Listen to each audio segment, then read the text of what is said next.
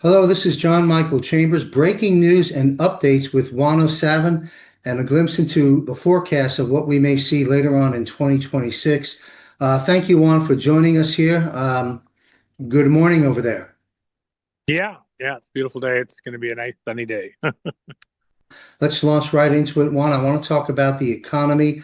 Obviously, we have the results of the backwardation issue we spoke about months ago now coming home to roost for the central bank system and the Federal Reserve. Um, do you care to unpack in layman's terms for the average Joe what is happening in the central banks with the futures contracts, the silver market, and how do you see this playing out? I mean, it's happening right now, and to me, it's unprecedented, historic, volatile, and great news. But there's be a lot of twists and turns. What do you see happening? How can you explain it and forecast what's about to develop? Well, I mean, I've talked to your listeners and many other audiences for quite a long time about the metal, specifically silver, the more volatile metal, much more volatile than gold, and the suppression of silver. Um, the reason that it's going to ratchet up fairly dramatically, in part, is because it's slingshotting back to some stable location where it should be relative to the economy, and not just specifically gold, but to the industrial use of silver. Silver is extremely important in this modern age. It's not just for electrical conductivity, but within computer chips, the server systems, and new technologies that are coming in line as we move to other power systems, means of powering whole cities, whole countries. President Trump just did this deal with the fusion operation, um, uh, going into the fusion energy market. The technology is valid. We have several different methods where we can generate power through variations of what is commonly known as a fusion process. Um, uh, we can do it in micro bubbles, mini suns types of things. There's patents that have been around for a very long time.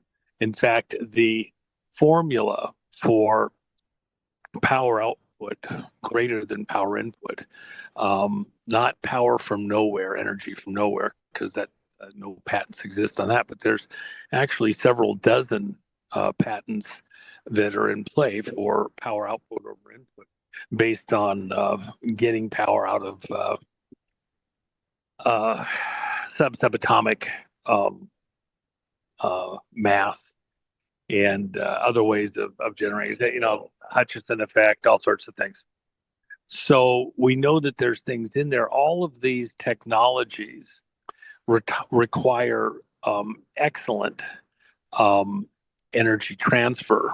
And silver, even at many times its current price, is still the best material to transmit that power between locations, if you will, as a conductor of electricity. Um, there's uh, stuff that isn't even known in the public side, even in the batteries. Uh, Samsung's got some new battery technology that they have that requires a significant amount of silver. Um, that's actually a heavy battery. There's lighter versions that can also be brought online that require a couple of different metals, not just silver. So you're also seeing palladium, platinum moving with silver. Most people aren't paying attention to that. They're moving with silver in their value increases. And so there's kind of a broad, you know, change that's occurring right now. Uh, One thing, too, just as an aside, when the Great Depression happened in 1929, during the entire next decade, technically even the next 2 decades, the most stable market as a category of business was mining. And so you're looking at a situation where There's a lot of ways to play the silver market, but the most direct is tied even to the Constitution. Only gold and silver are noted in the Constitution for metals to be used as currency, legal tender. And with that in mind, as we go from this Federal Reserve system, this international reserve system, Federal Reserve being no more federal than Federal Express, we're going to go back to a metals-based financial system. And what you're really doing when you're buying silver or gold uh, is you're just getting there before uh, everything else happens to arrive there. So you're jumping ahead to where we're going to end up with real silver, real gold as the material that we uh, conduct our transactions with. And by the way, we'll still use paper currency. We'll still use dots and tittles on a computer screen. But the bills that you pass, the legal tender, will be silver or gold based certificates tied via a serial number to actual pallets of gold and silver in the Treasurer's control. This is what Kennedy did with the silver certificates. In many people's estimation, was because he was threatening to overthrow the bankers' control, if you will, globally by returning to metals-backed currency. Had he survived to a second term, that was one of the major pushes that he was going to do. And remember that President Trump, from the outset, has used several cues to help people to see that he intends to pick up where President Kennedy left off. For example, when Melania wore the blue dress on Inauguration Day back in 2017, it notes in her website that the color of blue that the dress was and the color of the boxes of the presents presented to the Obamas at the porch of the White House were Tiffany blue, a color created by Jackie Kennedy when they redesigned the paint scheme for Air Force One, which she sat on the committee, headed the committee for that work. And so Tiffany blue, heralding back to the Kennedys from the very outset. And remember that every dress that she wore was a flag, had symbology within the language of flags. And that's why uh, from the very outset, they were letting you know this is going to be pick up where the Kennedy administration left off, including inside the money. So, Yeah. uh, let me just add this one thing. There's lots of gyrations. Silver did exactly what I told your audience and many other audiences it was going to do over the last several years. In fact, when we introduced the silver coins, the Megador, back in 2023, the date that we offered it first uh, in October happens to be the date that was the turning point, if you look at the graphs, when silver began its march to its current pricing. And, literally called it to the day. Um, and I've done other stuff related specifically to silver, um, going all the way back to the close of the silver window in London, which I called about 6 weeks in advance. And people can verify that with me, the Guerrilla Economist. I nailed it with precision. And nobody else believed it was possible. All the pundits, everybody else, I was full of it. Well, I wasn't. I know this market pretty well. In fact, it's another interesting thing, the atomic weight for silver, 107. So it's just kind of a fun little detail. But the problem for the speculators, the markets, whatever, is that uh, silver has to rise radically from where it's at right now to be stable within the currency exchanges, etc. Um, the other way to look at it, however, isn't that the silver's really changing in price as much as you think. What's actually happening is the value of the paper dollar is going down. It's under attack. It's being undermined by the actions of President Trump because the dollar, as traded around the world, it's a Federal Reserve note. It's a promise. It's a political promise, and it is. Uh, it's actually what we're going after. It's no more federal than Federal Express, the Federal Reserve. It's a private banking group operation through political fraud. The printing of our currency was moved to the Federal Reserve System. And this was an attack on the sovereignty of America. For over 100 years, our ability to conduct business as a nation has been usurped with this fraudulent currency, and then we pay a service fee um, for a debt that we can never get out from underneath because of the way it is printed. You create debt, and then you print money to cover that debt, including the payback. It's a fraud.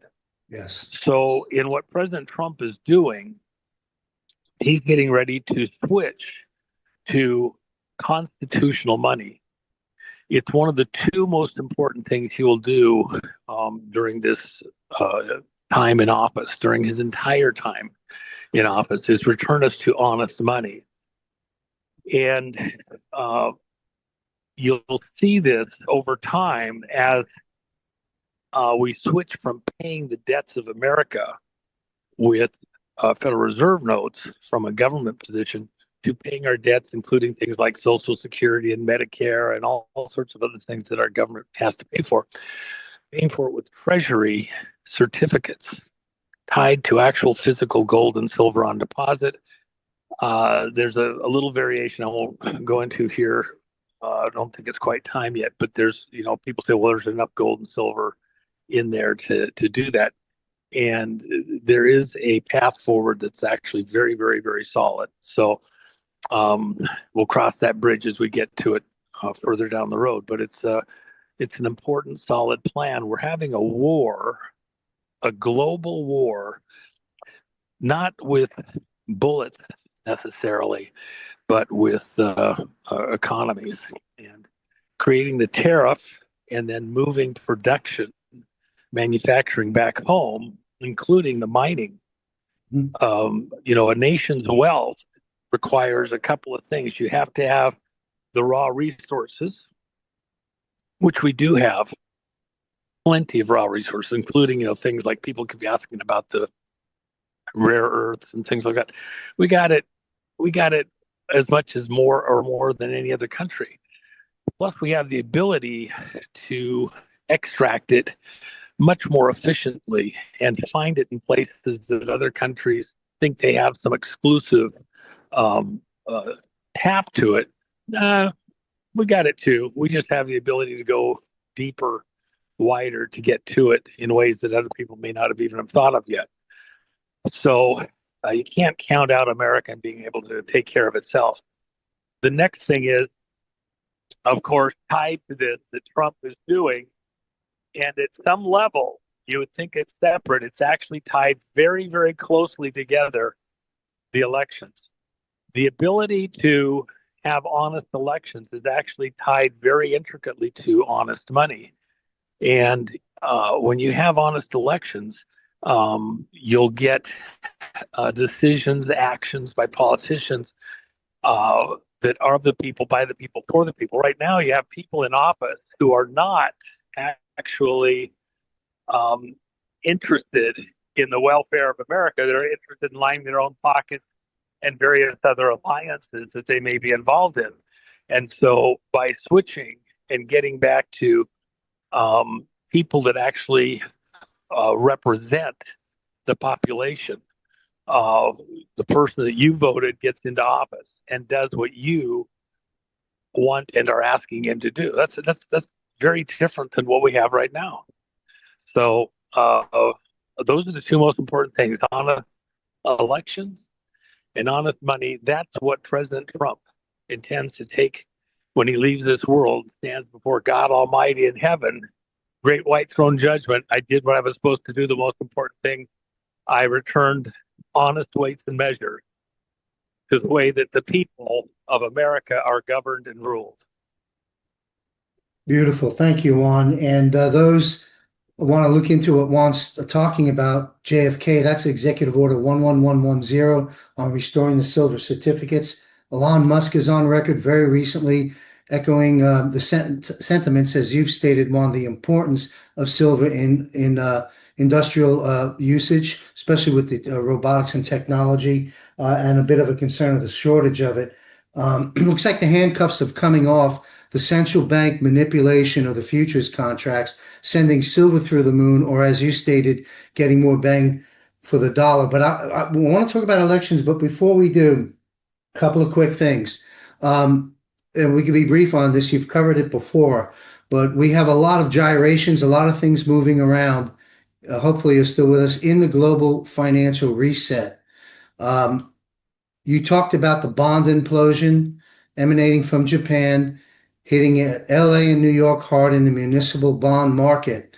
Talk about briefly where we're at in the overall bond situation beyond municipals. Is this crisis still here? Will it deepen as you forecasted a while back? Any comments on the bond issue?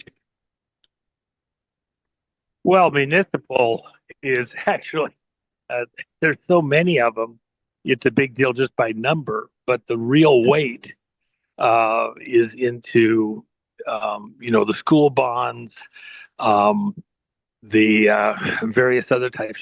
You have water districts, you have electrical districts, you have road districts, all sorts of development, stadiums, all sorts of things.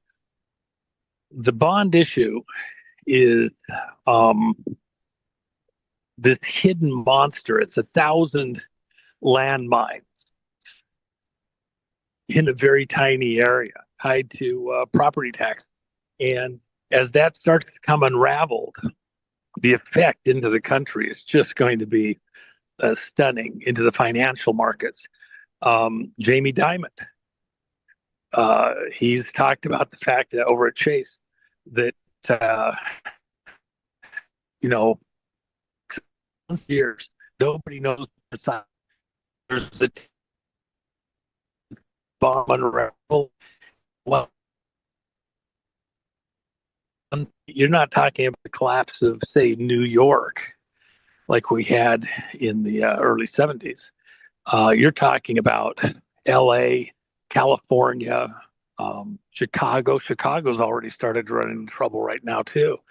By the way, even going to Colorado, I'll throw this one in. A lot of the related to Governor Polis danger over his exposure of his history in the public bond stuff.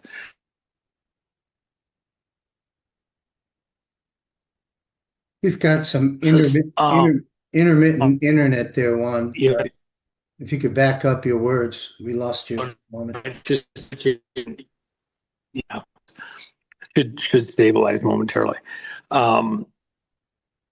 Governor Polis in Colorado. A lot of his early history is tied to bonds and for governor. And some of that activity is stuff that has the potential to be very difficult for him as to explain as we get further along this. So, and you have other politicos all over the country that have similar exposure. Even Newsom, when the real play he and have the most. Juan, we've got intermittent connectivity. I'm going to ask a question. Hopefully the Wi-Fi. Right, hold on one second. Hold on one Sure. second. Let me see if I can get the Wi-Fi going here. You got Let's see it. if I can get the You Wi-Fi got it. going here. One Thank you. second. Sounds good right now. Well, that's what I'm saying. It should stabilize just to be on the safe side. Let's There you make go. sure that it's good. A little nippy side. I didn't feel like Uh, there we go. Let's see if we've got it there. Yeah. So, Juan, let me ask you a quick question. I know it's on the minds of pensioners, retirees, and so forth. And I'm not expecting you to have a finite answer, but your words of wisdom are important for people. Most of the pensions, state pensions and private pensions, by regulatory models, are required to hold a fairly large percentage of a mixture of bonds. How concerned should people be about their pensions, state or private, since they're bond heavy by regulation? And if this became cataclysmic, would there be a move made through emergency efforts by the president to stabilize this? well, uh, they should be concerned. And, uh, there's things that can be done to help take the edge off. But the reality is, um, your, I said this all the way back in 2014, and I was very, very, very, very clear on this. President Trump's role at this moment in history, coming in as president from the very beginning, was to preside over Mhm. the bankruptcy of America. Now that sounds pretty horrible and harsh, et cetera, except when you have a good bankruptcy judge, what they do is they weed out the legitimate people who have lost something within the bankruptcy. They put huge investments in actual skin in the game, and those that were speculative, those that were going to get a big gain, attorneys with the 1,500 an hour charges, all sorts of stuff that comes up, and a good bankruptcy judge will limit or eliminate a lot of the false claims or egregious claims to restore uh, as much of the original investment back to the original investors that may be damaged in something like this, real skin in the game. Um, you're not going to be able to fix everything that's wrong perfectly. Horrible things have happened. Great trauma and drama has occurred. So there's a legal term.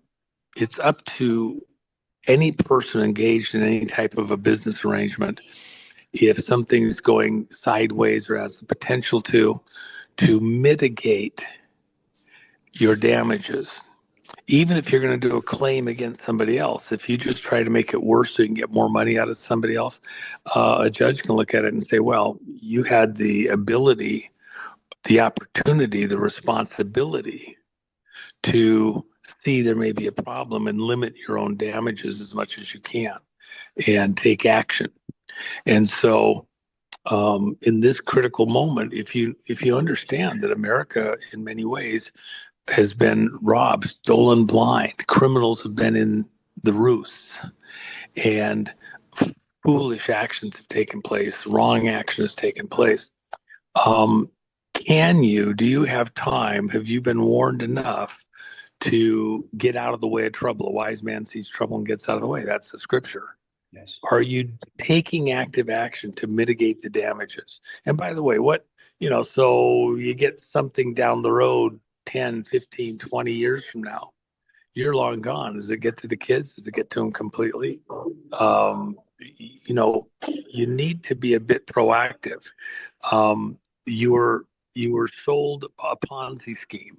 Yes. You grew up in a Ponzi scheme with the Federal Reserve System, this global system, a bunch of racketeers, Mhm. Al Capone's on a global scale. Um, Knowing that, and most of your audience, John, is pretty savvy. They know that things have gone wrong. There's all sorts of stuff. You want to see some way to get out from underneath it in your lifetime. You don't want to wait for politicians, even if you like them or not. Trump says all the right stuff. I love him and all. Okay, but he may not be able to get to you precisely in your situation, um, efficiently, fast enough, whatever. If you see opportunities to get out of the way of trouble that's coming, you should probably be thinking actively about how to do that and praying, by the way, God himself. Yes. um, knows what's coming. So, you need to get out of the way. This is going to be so big, these next many months, all of this year, so big. And by the way, and I've said it to your audience before, but I'll say it again. The most important two things that President Trump will do during his entire time in public office, his entire lifetime, the two most important things that he will stand on are returning honest elections to the American people, of correcting all of these frauds within the election system, honest weights and balances. Each citizen gets their vote, and it's not diluted by false votes. It's not diluted by other people voting multiple times. It's not diluted by people who aren't actually citizens voting and diluting your vote. Honest vote, your vote gets counted. Um, Honest weights and measures. God says he hates dishonest, lying weights and measures. Uh, so the vote and then money, honest money. You've been being ripped off by really, they wear really good suits. They, look really clean cut and talk, like accountants, and they're just trying to protect you. It's like watching an Al Capone uh, a staff meeting.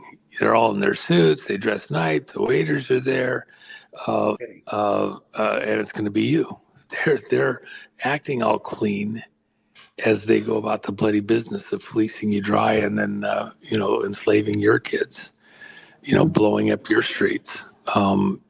We have to understand the kind of a mentality that we're dealing with and then take action to protect ourselves and take our country back. And that's exactly what Trump is here to do. And by the way, if Trump, some people don't like, it's part of the Trump derangement syndrome. They don't like that President Trump is at times a bit harsh or snarly.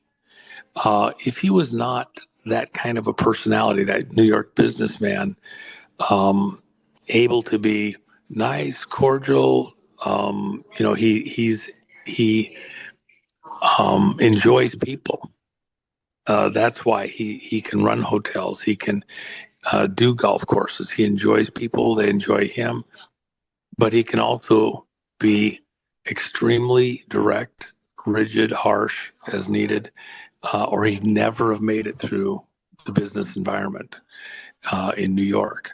And so the very things that some people may find an affront is exactly the reason why he's who he is in the game at this exact moment in time. So anyway. Well, God doesn't make mistakes, and we put the president there as well, and he's getting the job done. Juan, we've commented on the gold and silver. We touched on the bonds.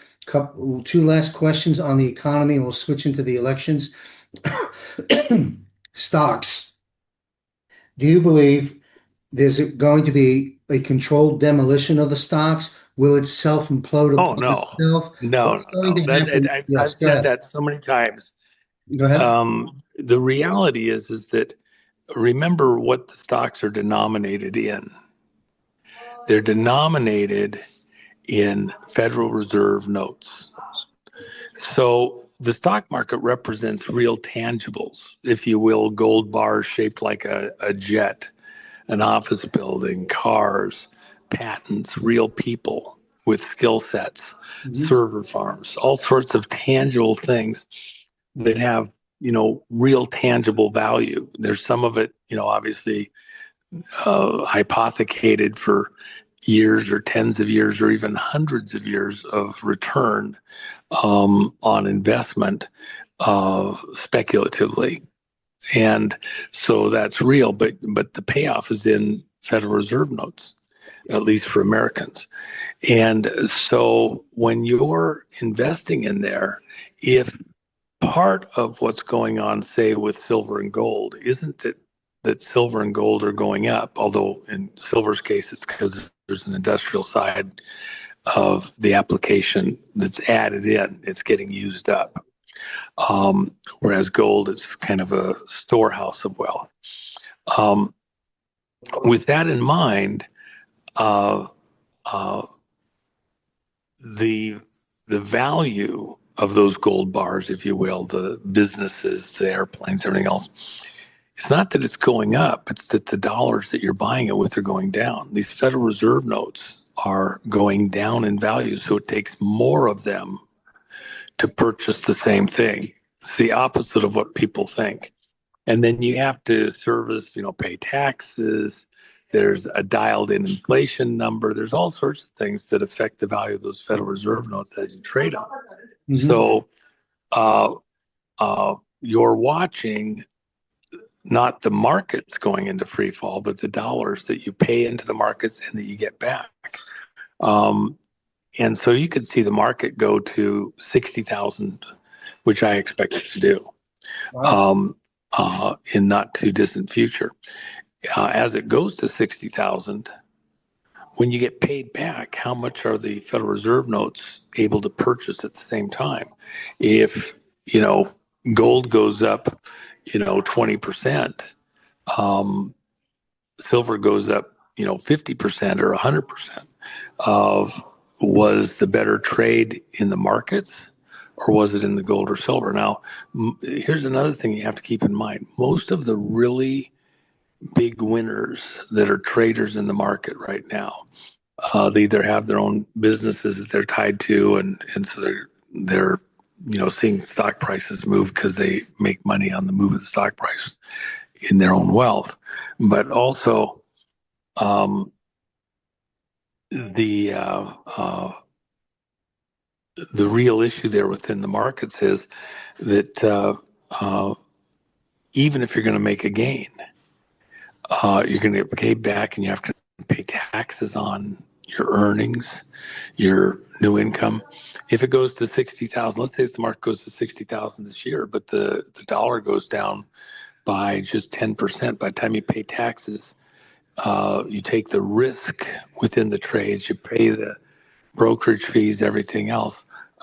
Chances are that you probably don't actually make any money in the markets. Understood. With the gold and silver in a ratcheting up situation, you probably sleep at night. It's a tangible. You don't trade it every day. You just hold it. You're waiting for the markets to restabilize again. And that probably, in a perfect world, you're a year from that happening, maybe a little bit more. And Thanks. and by the way, if you're holding gold or silver, Hmm. the objective here is not to hold it, for the next couple decades. Right. That gold and silver are horrible investments to have and hold. Mhm. What you're doing is you're getting a seat in this game of musical chairs so that when the music starts again on the far side of a lot of these dramas coming up on the election next year, and then the months following the election, as things find a new stable norm within the business community and political things like that, you can be part of the rebuilding of America, investing in things that have real value and doing it not with Federal Reserve notes, but hopefully with Treasury certificates that have real value, that hold their value. And by the way, if you were holding, let's say that we had silver certificates today, which we don't yet, but if we had silver certificates like Kennedy had issued, if gold or silver go up, are you losing money because you're holding money cash in the bank? No, you've got real value. The crisis right now is for people that are holding cash in the bank, is the threat to the purchase value, purchase capability of those dollars. If it's declining in purchase capability, that's where your real risk is. Yeah, so the elephant in the room is the US dollar. I want to close out the economy section with one or two questions about that. It would seem to me from some research that I've been doing, with the backwardation, the banks caught without the silver to back the liquidity that they need as their futures contracts come due. I understand they go into the Fed window and perhaps IMF or SDRs, I'm not sure, but they need 17 billion right now, immediately. And all the Fed's going to do is do what? Oh no, Print yeah. money. Actually, let's that's old history.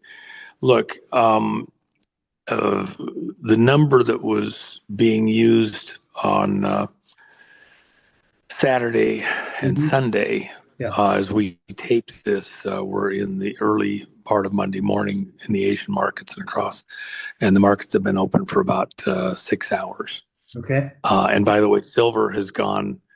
It started out at 79.75 approximately. It went up to 84, just shy of 84, all the way down to 77 and back up, crossing back and forth into 80, and now um, just shy of 81 dollars an ounce. Now, the reason that's real important to understand these gyrations, the market and instantly recognized or was telegraphed that huge money was going to be brought in to cover positions because the market had gone up over 10% on Friday at the Mhm. close. Yeah. It damaged margin calls, etc. So those people who were in margin call situations within the banking community, which big banks involved in this gambling, uh, had gotten sideways. They'd gambled and the market went against them. And so they had to cover those positions.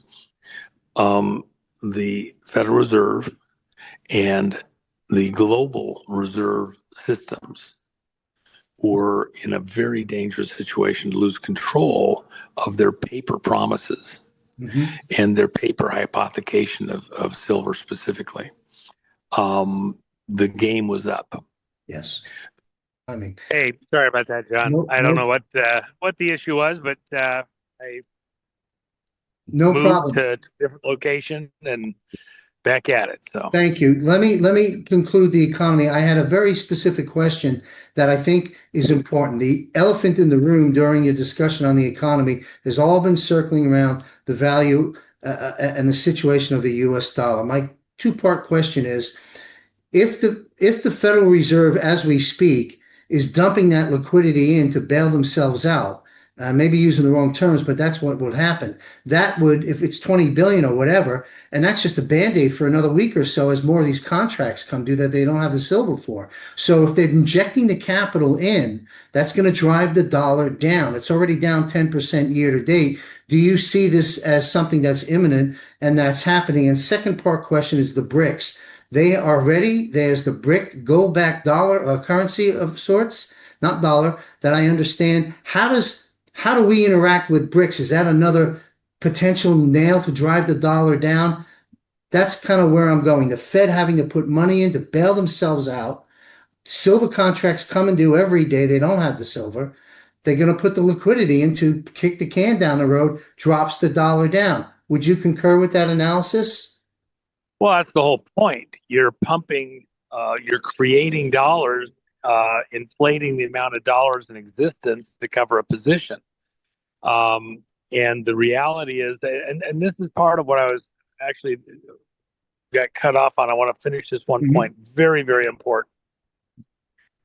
What is driving silver up is not a classic market where it's traders that are just speculators, if you will. They're not just trying to hold a position. Um, it is the industrial demand for silver, especially inside the United States. We're not going to have the cheaper silver from China controlling and owning what's about to happen in America. You're going to have, with the tariffs, see, you're going to have to pay a huge fee to get that silver in from outside the country. So it's going to favor mining domestically. The problem is it takes a long time to get mines up to speed and get them working. And so it's not instant, it's not overnight. When we were attacked in the mining industry here in America, that attack took years for China to get set up to do.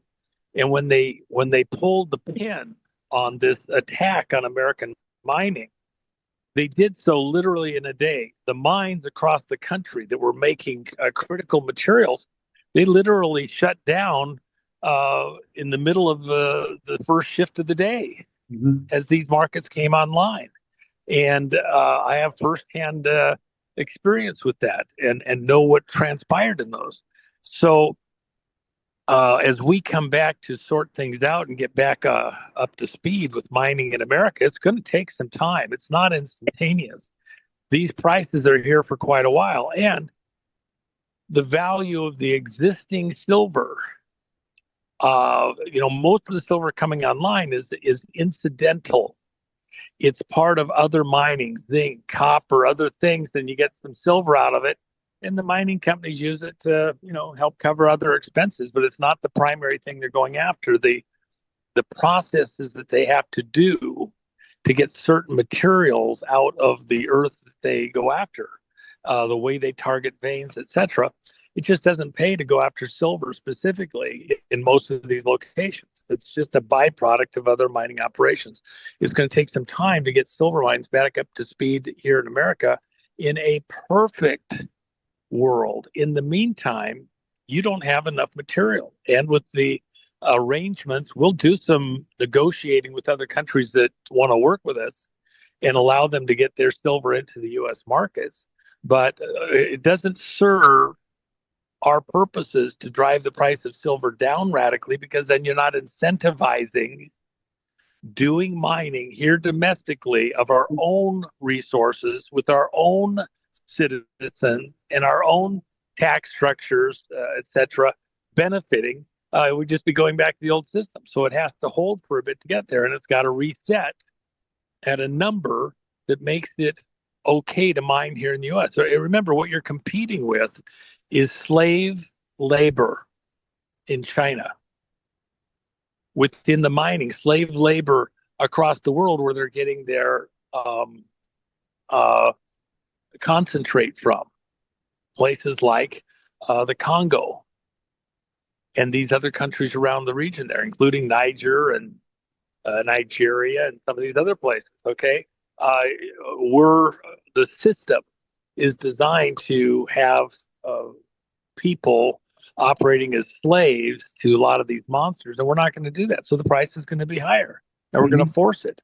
And what do we use it for? Within our own industry, where besides getting the raw materials, then we do the server farms, we do the chips, microchips. We make them here instead of in China. It's the national security issue. Yes. That we have to be dependent on China for things that we need for our own defense systems, our own industry, etc. So we're changing that. Sorry, it's painful.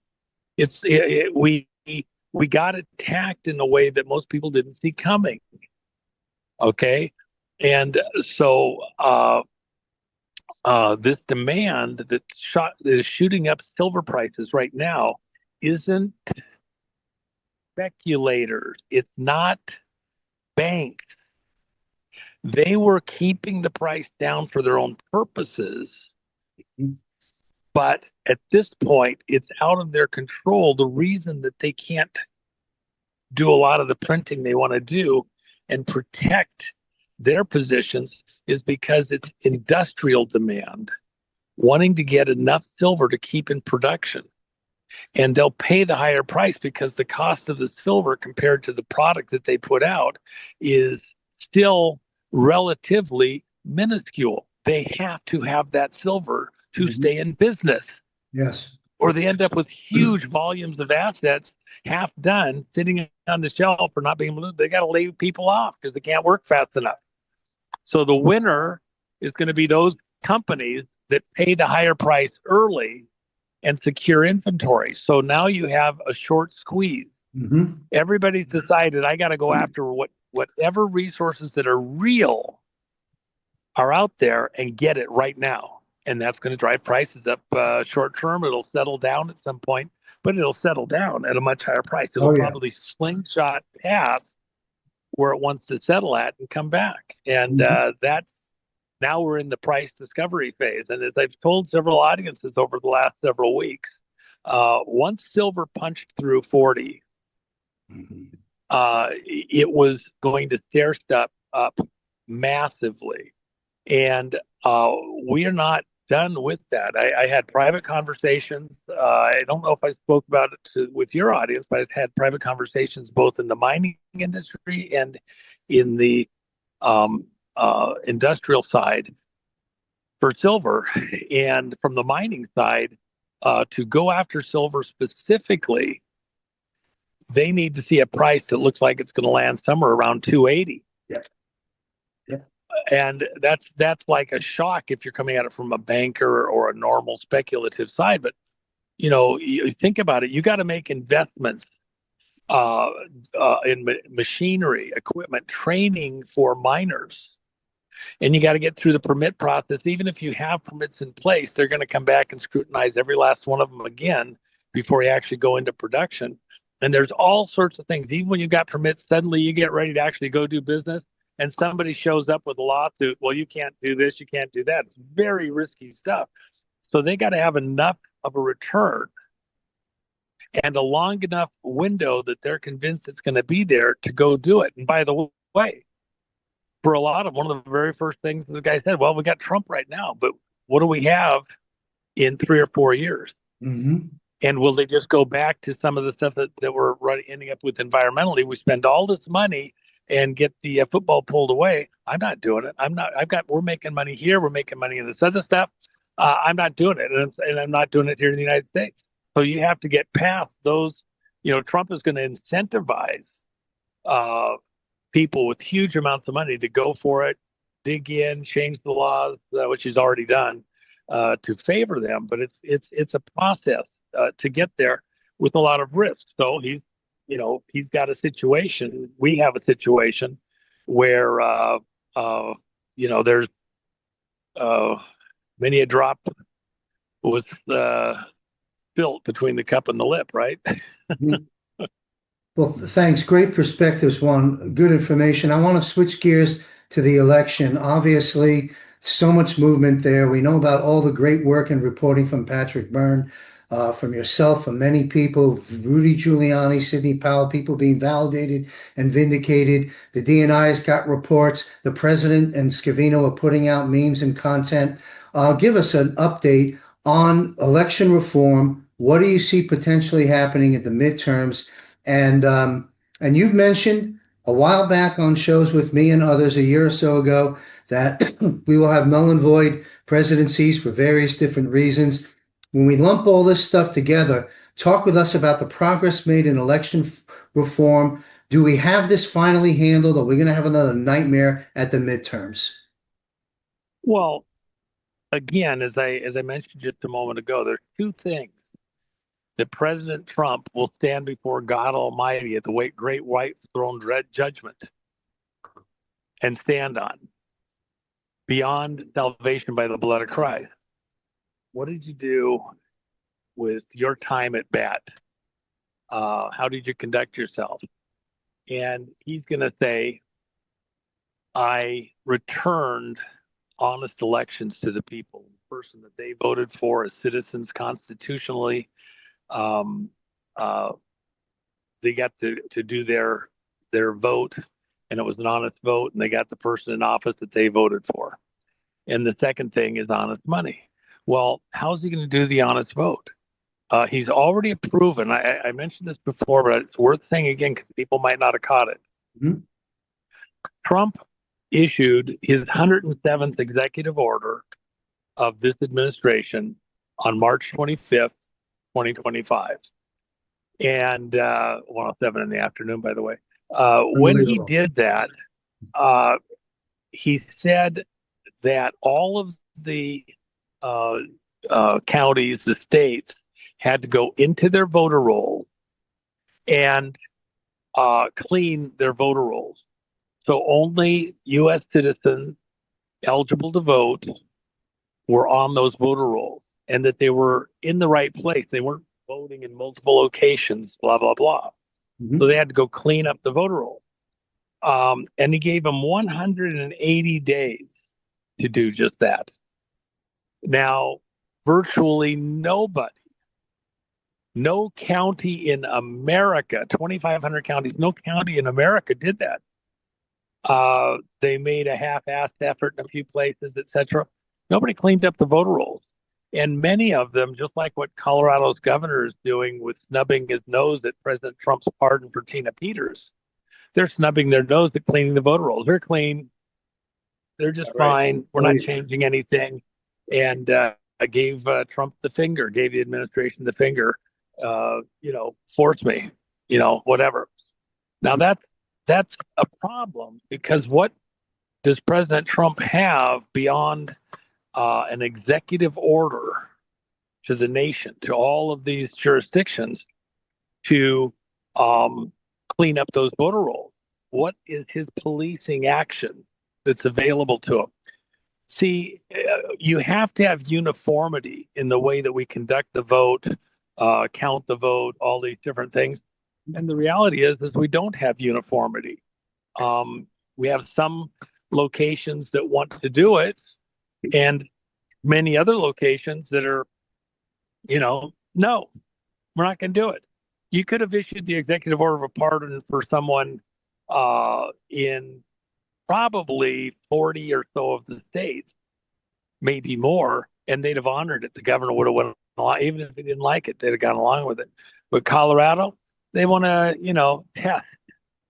They want to argue over the legitimacy of what a presidential pardon looks like. Okay, well, they want to argue over voter rolls and whether they got to clean them up or not, or they can keep a bunch of fake voters on there, double voters, all sorts of mischief, including using the machines when they're crooked and they know they're crooked, and giving false returns. So with that in mind, what does Trump do? What can he do? Mm-hmm. He can take off his police chief's cap, which is what the president is actually doing. He's policing internally into America. And the problem for all of us is that the attack on America may have been coordinated with and in collusion with American politicians, businesses, individuals, to steal the vote. Mm-hmm. Al Capone, was he a U.S. citizen? Yeah, he's a U.S. citizen. Didn't make him not a criminal. We got a lot of politicians here in America in high office, and they're a bunch of criminals. Yep. Okay, they're American citizens, but they got their own objectives, plans, whatever they're going to protect. So now, what does Trump have available to him? Well, the attack on the vote actually started from outside the country, and that's the information that Patrick, many others have been giving to the American people all the way back to 2020. The attack was in the machine systems used across the country. That's what Tina Peters documented exclusively. That's why they have to attack her so hard. She documented the steal of the 2020 election through the machines. And so it's an attack on America that originated in that specific case that came from Serbia. But it was with Venezuelans, Cubans, Chinese, and other business people, globalista, if you will, working together to steal the vote in America. Why? Because it favors their purposes, gave them, advantage in the political, business, monetary, everything community, including to eliminate large portions of populations across the world that they don't want around, in various ways. So with that in mind, there's a moment where President Trump, and we're being prepared for that moment. We're staging and getting ready for it. You don't do this on a dime. There's so much in play, so much at stake. We're about to see President Trump make the most important move of his entire life in this world. And that will be issuing an emergency order, national security directive regarding elections and how they're conducted, and taking control of the electoral process, not wearing the police chief's cap, but wearing the commander-in-chief's hat, because we were attacked. This is a coordinated, highly sophisticated effort to capture America. and we're in captured territory right now. Yes. That's why at a couple of the rallies, Trump had a flag that was in the background when he came on and off stage. And that flag had the stars blacked out. In the language of flags, what does that mean? It means you're to all the troops, you're on occupied ground. Don't trust anyone you see as being who they represent themselves to be, including if they're wearing your own uniform. Don't trust, verify. Not trust, but verify. Don't trust, verify before you trust. We are in occupied ground. This is a military action now. So when he declares this national emergency regarding elections, then what happens is all those counties that didn't clean up their voter rolls, he now orders that from a military perspective, everybody cleans your stuff up. And how are you going to do it? You're going to re-register every last voter, period, using government issued ID. They will sign a voter registration card in front of a clerk in person at the county where they claim to reside, verify an address. Then they'll be assigned to a precinct. They'll sign on their voter registration card in person. It will be observed by a county clerk, employee in the county clerk's office.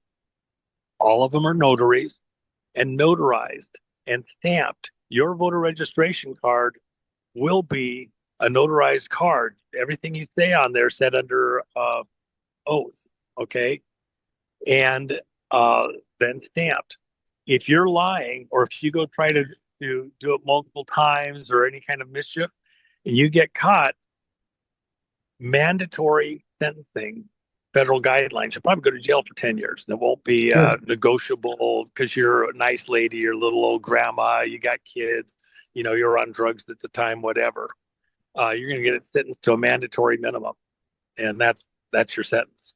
Excellent. So it's going to be to stop this mischief that's been going on. That's why 2026, and I've even said it, it's a short window to get everything done. It could even be because of events that happen over the course of the year. I don't expect it to happen, but it's within the realm of possibility that you would even have to delay the election date by some period of months to make sure that everybody has a chance to vote. And if we have the right kind, wrong kind of drama over the course of this year, and campaigning can't happen correctly, that somehow you would have to have some type of a delay. But we're going to get an honest election. It's the core of everything about Trump, and it's the prelude to the next presidential election. You've got to get this one right in 2026. All those people thinking the Democrats are going to win, no. When you get an honest election, this bullshit, these riffraff getting into these positions, and you go, how in the world could that have happened? Well, it didn't happen honestly. Right. And that's going to stop. When you stop that, you're going to get real Americans getting real candidates that look like Americana, the true Americana, into office. And places, Newsom lost the campaign for him to be recalled. The votes in Hawaii. Hawaii is a red state, and you got a bunch of people in there that don't represent the Hawaiian people, Hawaiian citizens. We have that all across the country. I don't think Colorado is represented by the voters. The people in office don't actually represent the voters of Colorado because of fraud. So we'll find out, but it's going to be done under the commander-in-chief's hat, not under a police chief's hat. Great segment, Juan. Thank you very much. I want to coattail into Tina Peters and then wrap up with a final address. Tina Peters, what is I think the American people and certainly my audience understands the plight of Tina from beginning to present. Can you give us an update on where the Tina Peters situation sits and when will she be free? It's painful. Tina has spent 2 Christmases in jail for things that weren't a crime. She didn't do anything wrong. She's a heroine, you know, maybe the greatest female heroine in modern history for America. Um,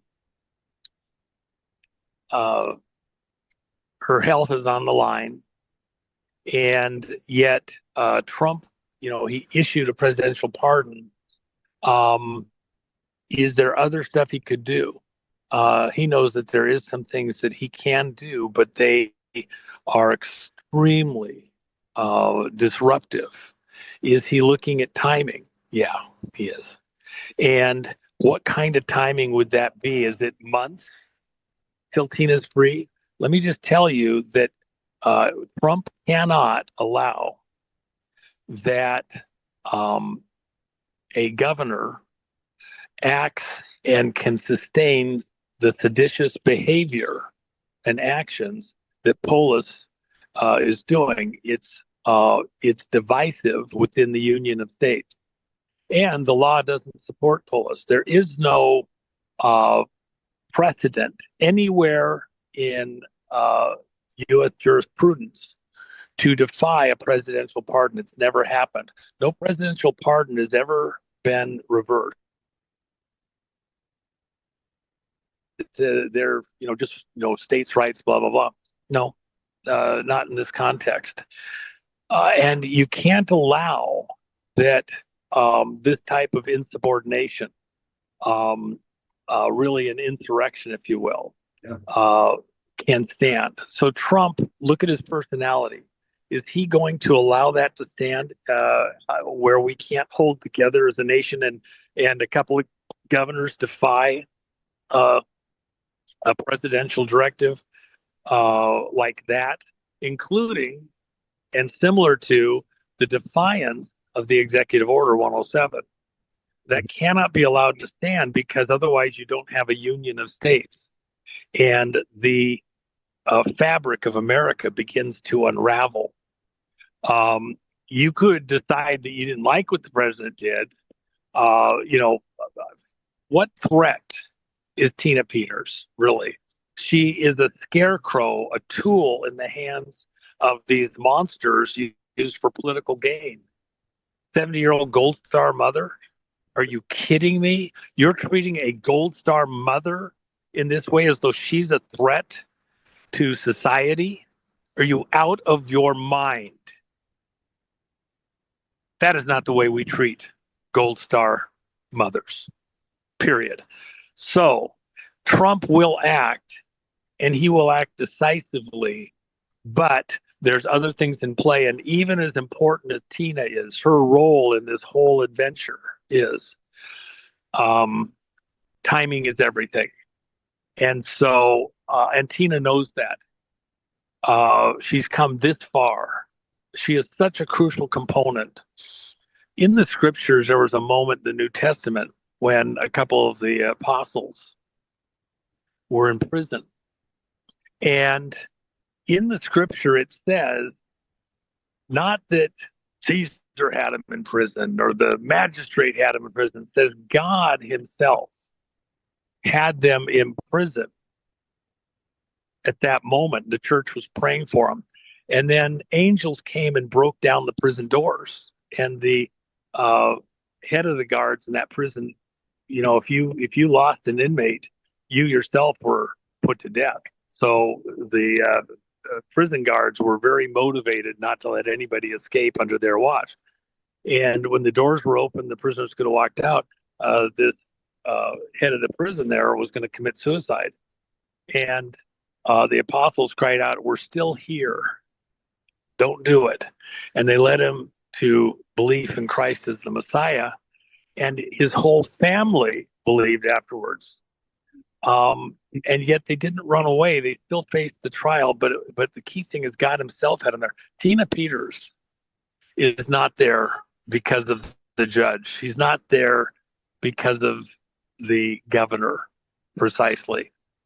She's this critical piece in this huge chess game for planet Earth, a pawn in the game, who, for some reason known precisely, especially to God himself, finds herself in this situation.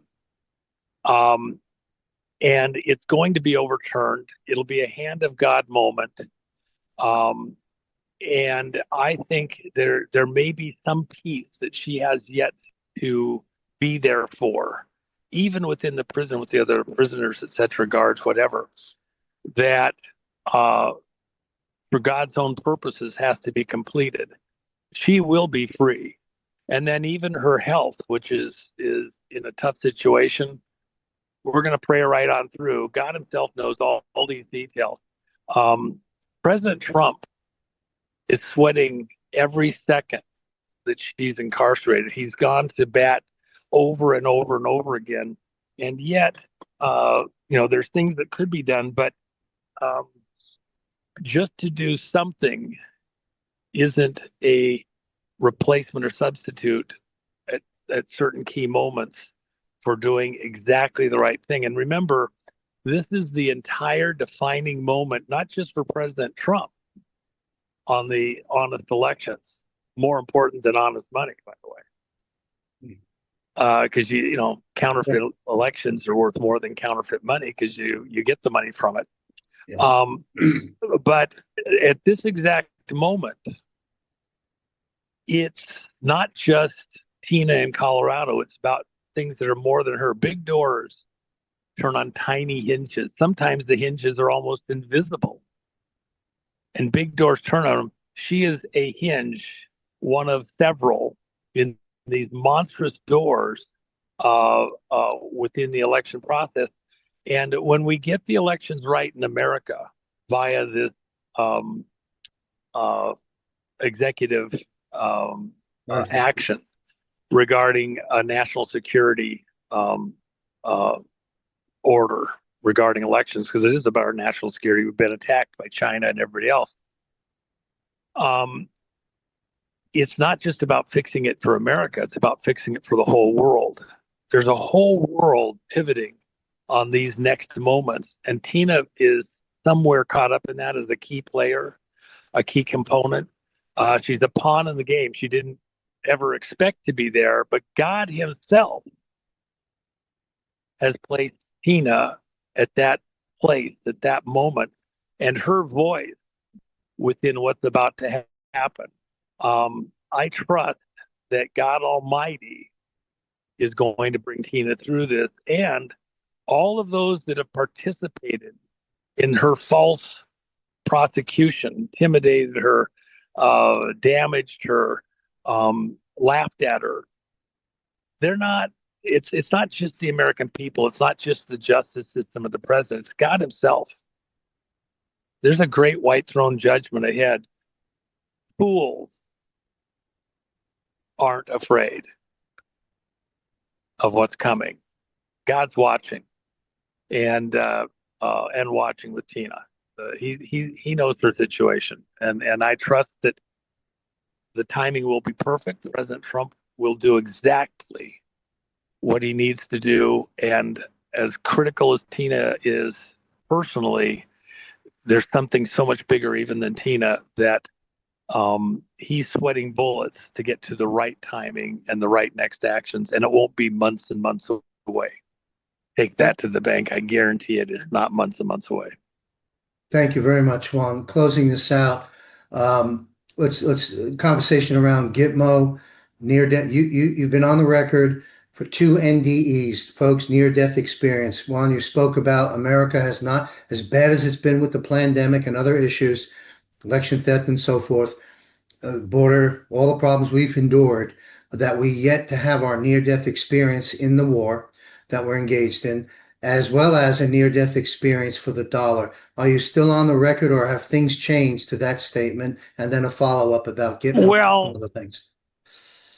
My personal belief, conviction, within the dollar, I don't know if I've said it quite that way. Other people sometimes say stuff and they attribute it to me, and it's not quite accurate. So I sometimes have to call it back and say it. But you're seeing a transition from a Federal Reserve dollar, which is a private banker script, not backed by anything but promises of politicians and thieves.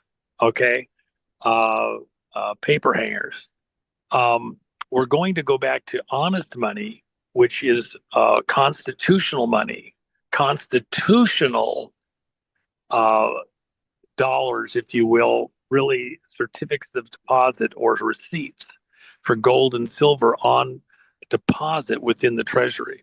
So real money versus hypothecated pretend play money. Mm-hmm. So you could say that the Federal Reserve System is headed for some type of catastrophic collapse. Even there's a transition period that will be a significant period of time. It's not a couple of days, and may well exceed this administration. You can't blow up the whole world as we work through this transitional process, and it'll take some time. The whole point is not to lose hull speed, steerage, in order to steer through these very difficult waters ahead. So deep breaths. That's why I say getting there to real money, or that which is going to become the basis of real money again, gold and silver, is a wise choice. You just do it ahead of everybody else. You're going where it's going to end up anyway. So, dive in and get there first. And if you're going to, and it's not a permanent position, by the way, gold and silver are horrible investments on the whole. You'll convert them, other than things that are there for collector value, like the coins that Jen and I make. You'll convert them back into the markets and buy real businesses, things that do real work. Investing in the future and allow these metals to continue as a reserve of wealth for the transition from one purchase to another, and transactionally. And America's going to do fantastic. We're going to have an amazing moment. The 7 good years that fit within a Joseph type role for America out into the world to restabilize the world. And then we have other dramas ahead to, these monsters aren't going away. So take a deep breath. America's going to do great, not just good. And most of that rebuild occurs, we're laying the groundwork still, but most of the real rebuild for America is anticipatory, where it's going up right now, of the things that will happen after 2026 and all through 27 and 28 and beyond, for a fabulous amount of productivity. The tariffs bring business back home. The raw materials being sourced here in America, not Saudi oil or Arab oil or Venezuelan oil, our own oil from right here in the country, our own energy, with new devices, technologies coming online. So we have more than enough power to do everything we want to do, including comfort, having our houses warm without having to turn the thermostat down because the power is at a premium. We have it everywhere. It's working very well. Jobs for the young kids coming online so that they don't have to leave your town. You'll be able to stay closer to home where the parents are, even if it's rural America. There's so many amazing, beautiful things ahead. I'm totally bullish on where America's going to go economically. And everybody, here in this audience should understand that. But we have some very serious dramas ahead to get rid of some of the riffraff, clear the decks, clean things up, and get it on the way. The musical chair metaphor that you launched in and sort of just alluded to a moment ago is your great takeaway, folks, for this transition, and then buy up the right assets later on. Great stuff. Juan, to our audience, I produce a show called Eyes on Gitmo with Juan O'Savin, retired Brigadier General Blaine Holt, Juan's Chief of Staff, retired Lieutenant Colonel of the Marines, Matt Met, who's spent some time over in Gitmo over the years. We're going to jump into all of that stuff. on that program coming up in January. That's about all we've got, Juan. You've given us once again a treasure trove of great information. And Juan, thank you very much for coming back in, taking a walk out in the chilly weather to get us back online here. I appreciate it. And my best to you and Jennifer. Merry Christmas. Have an amazing New Year that we're all going to be celebrating later. Final words, Juan. We'll sign off. You're all in my prayers. Everybody has to get through this together. You're all in my prayers that everybody here in this audience gets through this intact with, joyful song of surviving all the dramas ahead and great stories, and us closing together as a community and finding ways to work together to bring the country back online correctly. In prayer together to make that all happen. It's going to be amazing. So want everybody here there on the far side of what's coming.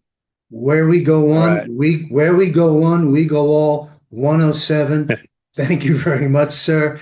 God bless you. All right. We'll sign off. We'll see you next year, folks. Bye-bye. It's Silicon Valley, super high tech, California elections. All right. What is wrong with this? I'm trying to act like Gavin Newsom.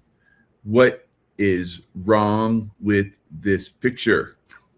All right. So, yes, what is wrong with this picture, California? You're the laughing stock of the whole world, of the country. All right. Taking all this time to, cheat in the elections. It's very obvious to the world. You guys aren't very nice. So I want to say bad words, but I'm trying to control myself. All right. So it's really a bummer, having spent most of my life, 35 years in mostly combat zones, protecting this country from what? From people like the Democrats in California that are like doing what they're doing there. Boy. All right. So it continues to get worse.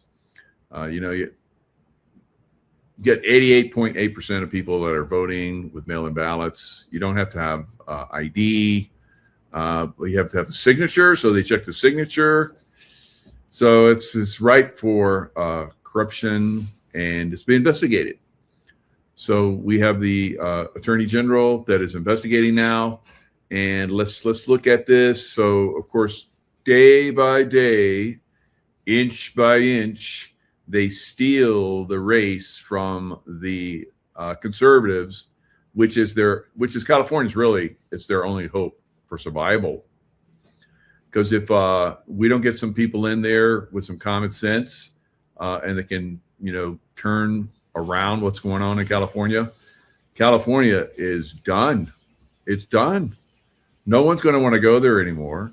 The good people that are still there are going to leave. The businesses are fleeing California on a massive scale. There won't be anyone left in California that could make anything right there, because why would you stay in a place like that? We'll just have to build a wall, all right? We'll just have to build a wall. It'll be like the Great Wall of China, but it'll be along the coast, along the border of California, right? And it will be manned by drones, right? And so all the zombies that try and escape California, they'll be forced back. It's a mess. It's a mess. You guys in California, this is your last shot. You better get on board with people trying to help you. All right, so here is the latest counts. Like I said, they're slowly but surely stealing this election for the Democrats. Rest of his statement, but by now I think many of you know what's going on in California, or what the drama is. Basically, a lot of Americans are paying attention to California and finding out how long it takes for votes to trickle in And this is happening with the governor race and, of course, with the mayor race. Americans are also paying attention to prediction markets, where one day Spencer Pratt is guaranteed to move on with the mayor race, and the next day Nithya Raman is at an 80% chance of winning, despite the fact that Nithya Raman is below Spencer Pratt by quite a large margin. So we have a lot to dig into, to include Governor Gavin Newsom is also chiming in on the drama, and he's not too happy. So before we start this video, make sure to please like the video. It helps out a ton, and it also helps others see the videos as well. And we've been covering these races very closely. I don't want you guys to miss a thing. So let's start with what President Trump said yesterday, really causing a lot of uproar as far as what's happening in California. So we're being very progressive, and we just don't want cheating in our elections. And you see it happening in California. Those numbers are coming down rapidly. They found a lot of mail-in ballots last night, shockingly. Okay, so let me know if you agree with President Trump or if you disagree, but this is all he said. Now, yesterday, he did also... Duh, I agree with President Trump. Who in their right mind wouldn't? I guess somebody that's completely compromised and just wants the Democrats to continue to win. They don't care if they cheat. That's where you have to be at this point. It's fairly disgusting, right? To see this go on in a country like the United States. It's I'm like at a loss of words, right? It's pathetic.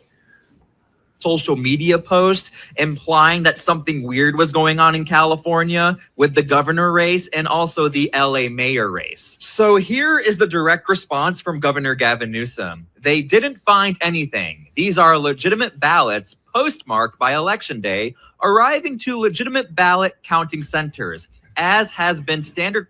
All right, this from someone that got recalled twice, and everybody knows that both of those recalls, he would have been removed, but they cheated. We know that. Everybody knows that. So every time, both times that President Trump ran for, president, when it came to California, who takes a month or more to count all their ballots, the moment that it came to California to okay, what's the count in California, instantly President Trump had lost both times, instantly, right? So it's very suspect in California. We need to clean it up. We better clean it up. Now, another thing that's gone very badly is the SAVE Act, the Save America Act. Congress was supposed to, would have, I guess, voted on it. They were voting on some spending bills for ICE and some, Homeland Defense, whatever, and they couched in the Save America Act, and they kicked it out. So the Save America Act is done, guys. It's been completely rejected by Congress and Senate. So President Trump will now have to do an executive order to make sure we have free and fair elections. So it's in the coming days, we're going to probably see something. This for years, and a process that takes place in numerous states, regardless of the party in power. We'd also like to remind the president that he himself voted by mail. And don't worry, I already know what a lot of you are thinking. Governor Gavin Newsom did not acknowledge the time it takes to count the votes, and that really seems to be... So President Trump, of course, voted by mail in Florida, where they knew within hours of the vote, right? So that's a difference. So Cali, it takes, like we're talking about, weeks and weeks and weeks until they get the vote that they want. Essence of what people have an issue with. We'll get to that later in the video, but let's get to this investigation. Protecting the integrity of California's elections is a top priority for my office. This is from Bill Asaley. California's election system has serious structural vulnerabilities. Universal vote by mail with no voter ID requirements creates conditions where fraud can go undetected and unpunished, eroding public confidence. Without commenting on any specific investigation, my office has multiple election fraud investigations underway in coordination with FBI Los Angeles. So here we go. This is 100% confirmed from Bill Asaley, and this is on his official government account. My office is also working closely with Assistant Attorney General Dillon to conduct a comprehensive audit of California's voter rolls. The state has stonewalled every effort to verify that only eligible U.S. citizens are registered to vote. This case is now before the Ninth Circuit Court of Appeal. And by the way, the Trump administration has a very good track record of winning in this court, just so you are aware. My office will not look the other way. We will investigate and prosecute every legal vote. All right, so this is looking like it's going to expose California for the fraud, right? On a massive scale. This is a long time coming, but they are a deer in the headlights right now. And now Spotlight is on it, and now helicopters with spotlights are on the deer, and the deer doesn't know where to go. There's nowhere it can go. It's gonna be exposed. It's being exposed. So this is California right now, thinking everybody's going to be like, oh, California just takes a while to count the votes. Oh, look, the Democrats won. Oh, bummer. It's the same thing. How does it always happen that way? It's so frustrating. No, it's so contrived. It's so manipulated that at this point, it's going to be obvious when we start to reveal that they have been cheating probably for years and years and years. Deserves to be counted. Every illegal vote cancels one out. Okay, so let me know how you feel about this, because this can really change everything if Bill Asaley's office does find something of a red flag. And also, we are paying close attention to this, so make sure to please subscribe to my channel. I don't want you guys to miss a thing. So now we have verifiable evidence this is happening. We have an investigation, and all right, so the investigation is on. They are going to find fraud, because fraud is there on a massive scale. So they're gonna have some very sharp people that are involved in this, because these Democrats are pretty good at cheating. They've been doing it for decades, and so it's going to be hard to narrow it down. But I think it's going to be done. I think this is going to be finally the time where the election fraud is exposed. And then they're going to expose it. Well, we found it in this race. Let's see how far back we can go. Oh, yeah. Let's see how far back we can go. And then we go all the way back to, 2024, 2022, 2020, on and on and on and on. So it's going to be substantial. So Iran is, I've said many times, I have been in the Middle East for a good portion of my career in the Navy and in the CIA. I can tell everyone that Iran, and I've been saying this, the Iranian regime must be removed. All right.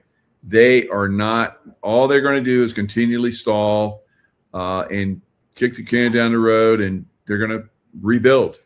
They're going to rebuild. They keep doing this over and over again. The people of Iran are the ones that suffer. The people of the world are the ones that suffer. At some point, if we continue to let this crazy regime stay in position of power, we're going to get a missile with a nuke on it in America. This is the ultimate goal, and this will happen unless we remove them. The biggest mistake the West is making right now is believing that the Islamic regime occupying Iran can be negotiated with. Because the regime in Tehran is doing exactly what it's always done: buying time, rebuilding, regrouping, and waiting for the next opportunity. The most important intelligence and analysis about what's happening inside occupied Iran isn't coming from CNN, MSNBC, the BBC, or even most Western foreign policy experts. It's coming from Iranians ourselves. In a new video series that I'm making on The Goldie Show, today I'm bringing you an exclusive translation and analysis from Morad Vaisi, one of the most respected Iranian geopolitical analysts in the entire world, whose content is available almost exclusively in the Persian language. Millions of Iranians, both inside and outside of occupied Iran, follow him across numerous social media platforms. People and Israel, that the Islamic regime must be removed, is, in Morad Vaisi's view, the correct assessment. Today, Netanyahu stated that the Iranian people should be helped in their effort to overthrow their government. Netanyahu said the Iranian people should receive assistance in bringing down their regime. That is precisely what the vast majority of Iranians want. Regarding his differences with President Trump. All right, so the Iranian people want this regime gone. Obviously, they're the ones that have been, with having to withstand this regime for 47 years. They would know, and the people of Iran, like Goldie Gamari, she's basically telling us that the only way to, make this go away is to make them go away. And they will, like I said, rebuild at some point if given the option, and they will threaten us. They will probably at some point threaten and control the Strait of Hormuz again. So this is how long do we negotiate before we eventually compel these people to completely remove themselves? All right, help them remove themselves by helping the Iranian people to remove them. So unless we do this before Trump leaves office, it's not going to get done, and we will get a missile up the poop. Right? So not good, and it's one of that's going to explode. All right, so that's going to be very, very bad going forward. Now, in the meantime, we have Earth energies that are coming in. Hopefully, they're of the quality that will take out the Iranians from office. I don't know. Maybe there'll be earthquakes there, and they're just like, the volcanoes spew. I don't know. Lightning strikes, and they're pretty far away from tsunamis, but I don't know. Maybe tsunamis of lava. I don't know. But somehow, some way, it's got to be removed. Hey everyone, geophysicist Stefan Burns here. The solar storm impact that we have been waiting for has arrived, and we are right now in the midst of a geomagnetic storm, meaning there is increased energetic volatility across the entire planet. So think strong flows of electrical energy, big oscillations in Earth's magnetic field, going all the way from outer space down into the Earth itself. And this influences geologic processes like volcanic activity, earthquake activity, what's happening with the weather. And so we have this happening right now. And as you can see, we have a whole line of sunspots on the sun. And this is the progenitor of the big solar activity that we've had just over the past few days, sunspot group 4455, but it's not alone. It has a whole train of sun. So we just got a bunch of plasma that's starting to hit us right now. It seems like everywhere there's problems with internet.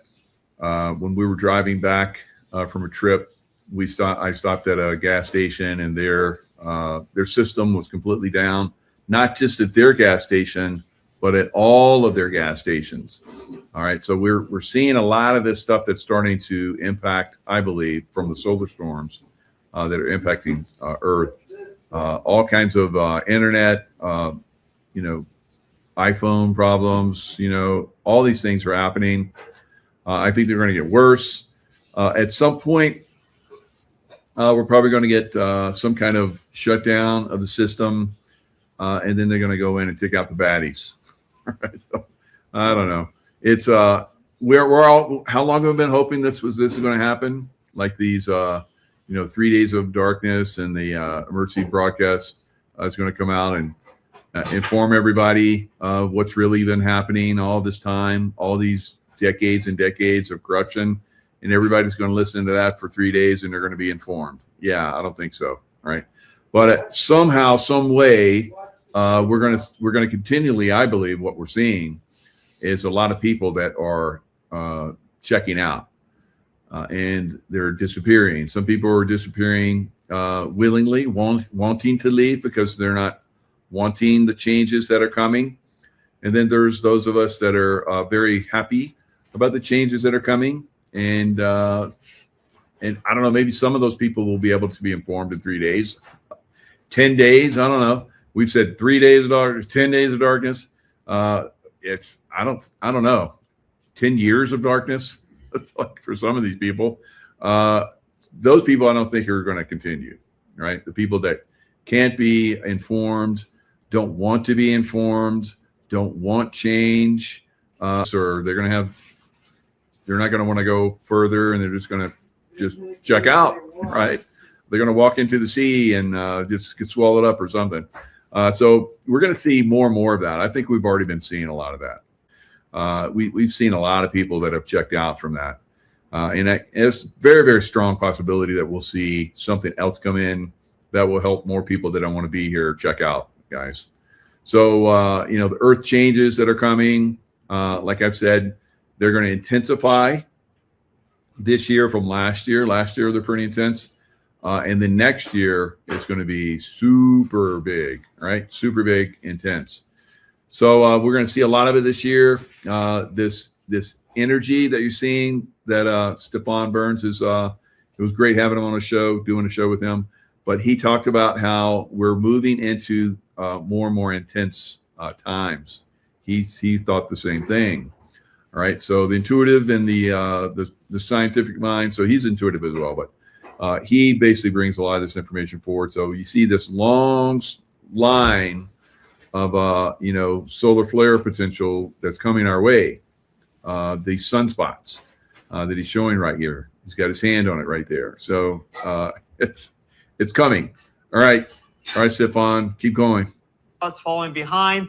And in fact, there are quite a lot of sunspots on the far side of the sun. In fact, just today, we saw a huge full halo coronal mass ejection exactly from the far side of the sun opposite the Earth. And so we are right now in the midst of quite a lot of solar activity. If you look at the sun comprehensively, even though we are now at the beginning of the descending phase of solar cycle 25, which in some aspects has been just as strong as some of the prior solar cycles, which were quite powerful. For example, solar cycle 22, solar cycle 23, in terms of the high frequency oscillations on the sun, solar cycle 25 has been equivalent, though if you look at sunspot numbers, it's been about 25% weaker than solar cycle 22, showing that there is a concentration of activity in the outermost layer of the sun, speaking to some longer term changes that are unfolding right now with the giant star in our sky that keeps everything going.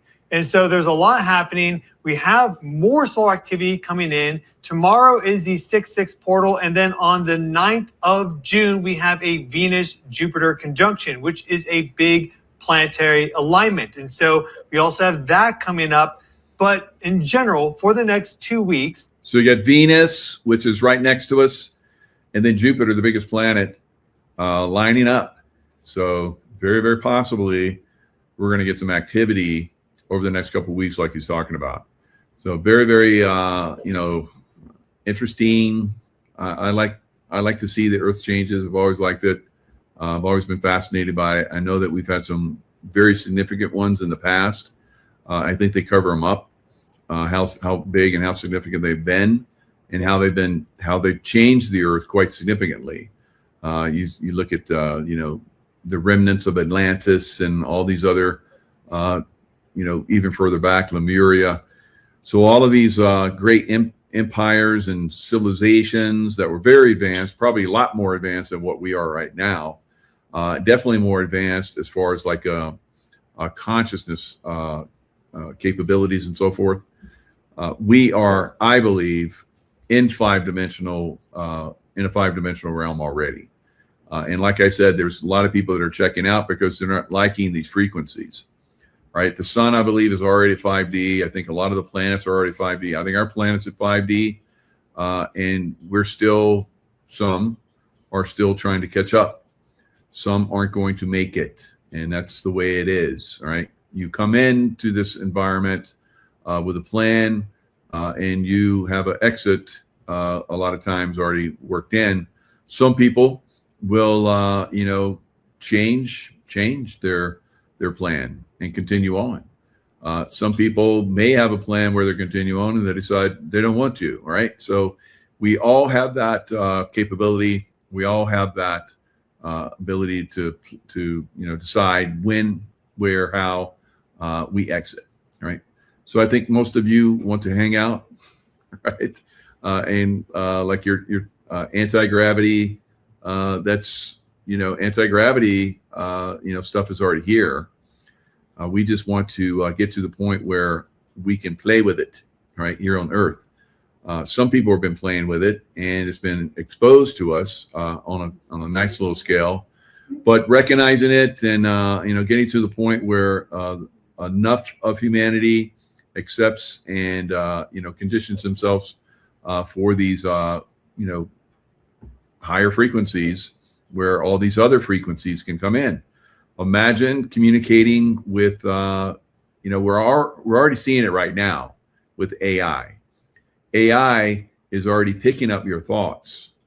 AI, as you're going to see, will actually control your car in the future. It will control anti-gravitic, vehicles that we fly in, go through portals in, open port. We will be able to communicate in open portals ourselves and go through them. So all of this is coming, but we have to move through this last little zone of consciousness that's, we are there. Everything is there. The thing that's holding us back are a few bad people, all right? Actually, quite a few. But at some point, we get to the point where we overcome the resistance. We reach a tipping point, and we move into these higher fields of consciousness and vibrational fields. And then we get to play with all these high-tech toys that are out there waiting for us. All right. So that's some of the stuff that's coming. Now, there are technologies out there where you can like somebody could take this show and convert it to Spanish, all right, or to Farsi, or I don't know, whatever language you can think of. Those technologies are here, and they can be simultaneous. As I'm speaking right now, somebody could be taking this video and translating it into another language.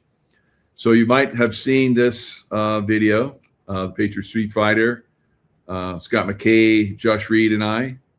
It's been posted all over the place, right? And all over the world. So listen.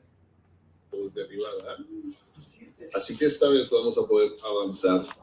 Lo que haremos, si nos fijamos en los antiguos templos para tienen básicamente estas tallas que parecen extraterrestres talladas ahí, y vemos en otros habidos que parecen dirigibles, tanques y helicópteros tallados. I speak pretty good in Spanish, don't I? I sound pretty good Spanish-wise. I like it. Although I cannot speak Spanish, so I'm speaking your language. Yeah, of course. All right, nice. So you understand. Good. So that's very good. Lots of us are going to see these AI. I was talking to Kirk Elliott today, Dr. Kirk Elliott, before I did the show. Or no, I think he even talked about it on the show, where he was talking about the AI. Yeah, he's talking about it on the show. He said it would take him like 2 weeks to put together a presentation in the past on certain information about silver markets and so forth. So it's 2 weeks that it would take him to put together this information. So he put it in. He's got this one AI program that he uses. He put it in 7 minutes. It was done, and it was just as good, if not better, than the presentations that he put together that had taken him 2 weeks in the past. So I'm all in favor of these things. Now, a lot of people are very fearful. That's not good, right? So but that, of course, that doesn't mean that we just go, oh, AI, yeah, just let it come in. Yeah, we still have to be vigilant, of course. As long as, imagine at some point, we will not have negative people and negative entities and negative groups that will use our technologies against us. That will be a thing of the past. Those times are coming, all right? And they're starting to shift in that direction now. One of the things that I'm looking at right now, which is a big indicator for me, is if they steal the election in California. That means we still have a ways to go. Now, if we turn that around and expose the corruption, the graft, all the bullshit that goes on in California, if we do that you should be hallelujahing at that point, because that means we are definitely, skipping over a line in the sand that has been there for a long time that we have not been able to even come close to approaching. All right, so you're seeing massive reveals that are happening already. They're just stunning how many every day. There's more and more reveals that are happening. Now, one thing that we have talked about for quite some time is, the markets. So the markets are obviously going to impact us, going forward in some way. All right. Some of us that are informed will be ahead and will do really well with the markets, because I think, wealth transfer will happen at some point. But it's not going to happen for everybody right away. So you need to be in a situation where you'll be able to continue going forward. You don't want to be one of those people that wants to continue and you do not have the means to do so, right? And then you're out, right? So it's going to be upon you to make sure that your family, even the ones that aren't ready to, step over that line of consciousness yet, but you want to be able to give them that opportunity if they do choose to do so, right? So let's look at what happened in the markets today. I think today may have been a turning point. As you see here, this is silver. Silver broke down today. I think this is something that we're going to see as a turning point. Probably you want fear in the markets at turning points, and you're seeing right here that it happened. So silver was going sideways. I said yesterday that we'll probably see silver either spike or go down and make a correction move and then go up. So we got the correction mode. So I believe that we're going to see silver go up. Now, whether it's next week or maybe it goes down a little bit more, I don't know. As you can see here, it went down to touch the 200-day moving average. It came very close to it. That's a key psychological point and a very important point for a lot of reasons. So I think that we may have seen it. We may have seen a little bit more go down. Bitcoin, of course, was down massively, has been down massively. I think that Bitcoin basically will see Bitcoin and crypto as a whole go down substantially more. I think that we're going to see another 50% drop in Bitcoin down to the $30,000 range. XRP down to like 60, so almost another 50% for XRP as well. So that's going to be a buying opportunity. Now, will it do that, as the market goes up, or will Bitcoin go back up again? I think there's a possibility that we'll go back up again. And then at some point, the market will crash.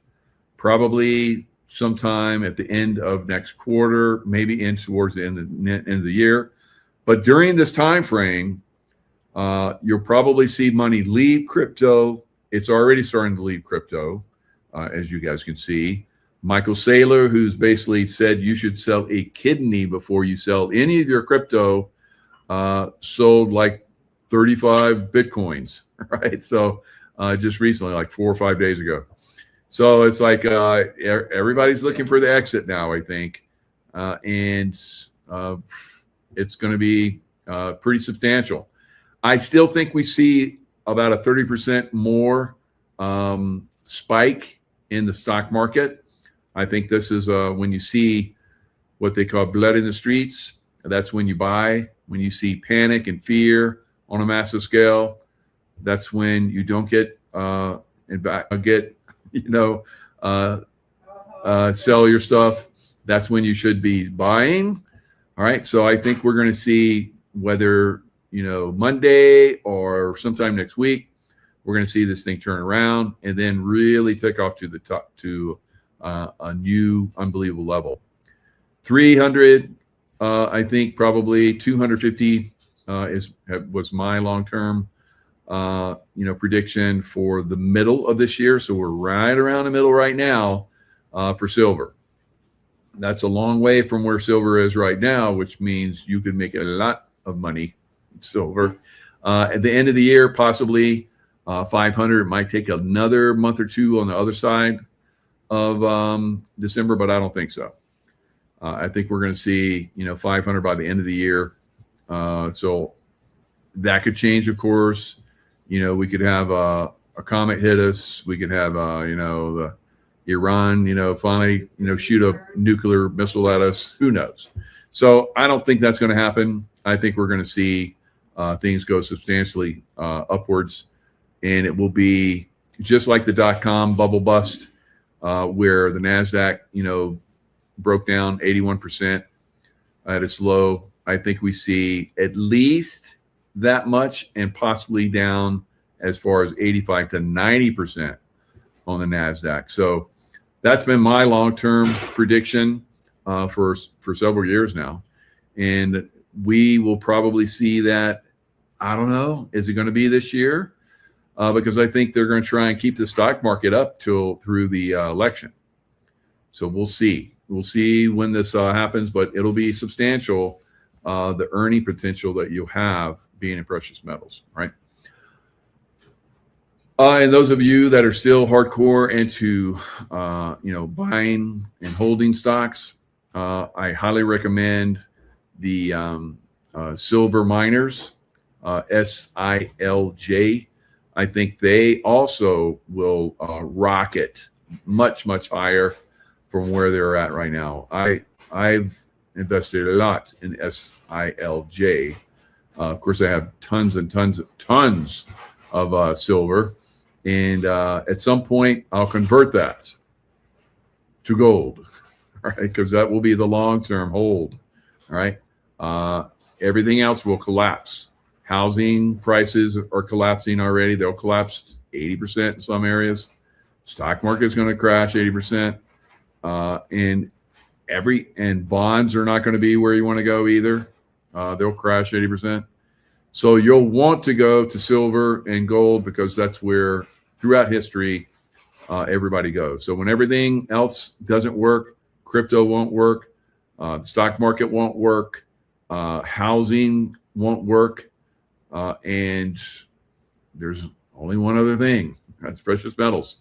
It has worked throughout time. That's right. High holds silver away. So we're going to see that awareness happen on a massive scale. All right, so this is David Hunter. He's the guy that I've been following for a long time. He's been extremely accurate in his predictions. He keeps raising the amount that he sees for gold and silver in the future. But short term, he sees, somewhere around, I think he said 200-ish short term. So I predicted that we would see 150 before they came in and crashed the market in, I think it was January 28th. And that's the short. 8 banks are holding short positions on a massive scale. They're the ones that are controlling silver. They're going to lose that control soon. And then we're going to discover what the real price of silver is. And that's going to be very scary for a lot of people, because it's really going to take off. But for those of us who've been waiting for this, we're going to be quite happy. All right. So David Hunter. Our talk, because silver went to 125, and I had done another podcast that week that it got there. I said, silver's in a parabolic run. I don't think it's the end of the cycle, even though that's usually a cycle end. I said, but it's due for, you could see a 35 or 40% pullback in silver, and gold could do something, 28% or something. And sure enough, it corrected more than that. I mean, silver went down 50%, in the next couple of weeks, or next, certainly a big part of that 50%. And then, and so I raised my targets in February on that sell-off, because silver went 65 or 6 overnight. I raised my target from 125 to 180. So again, we had I just raised it to 125 in January, my January letter, and 3 weeks later, or 4 weeks, 3 weeks later, probably, I was doing 180. I raised my gold target from 5,500 to 6,800. And then we've gone through from that top in late January. All right. So he predicts that we're going to see amazing bubble in the stock market. He's been predicting this for like 5 or 6 years, something crazy. And I've been watching him. He's been spot on.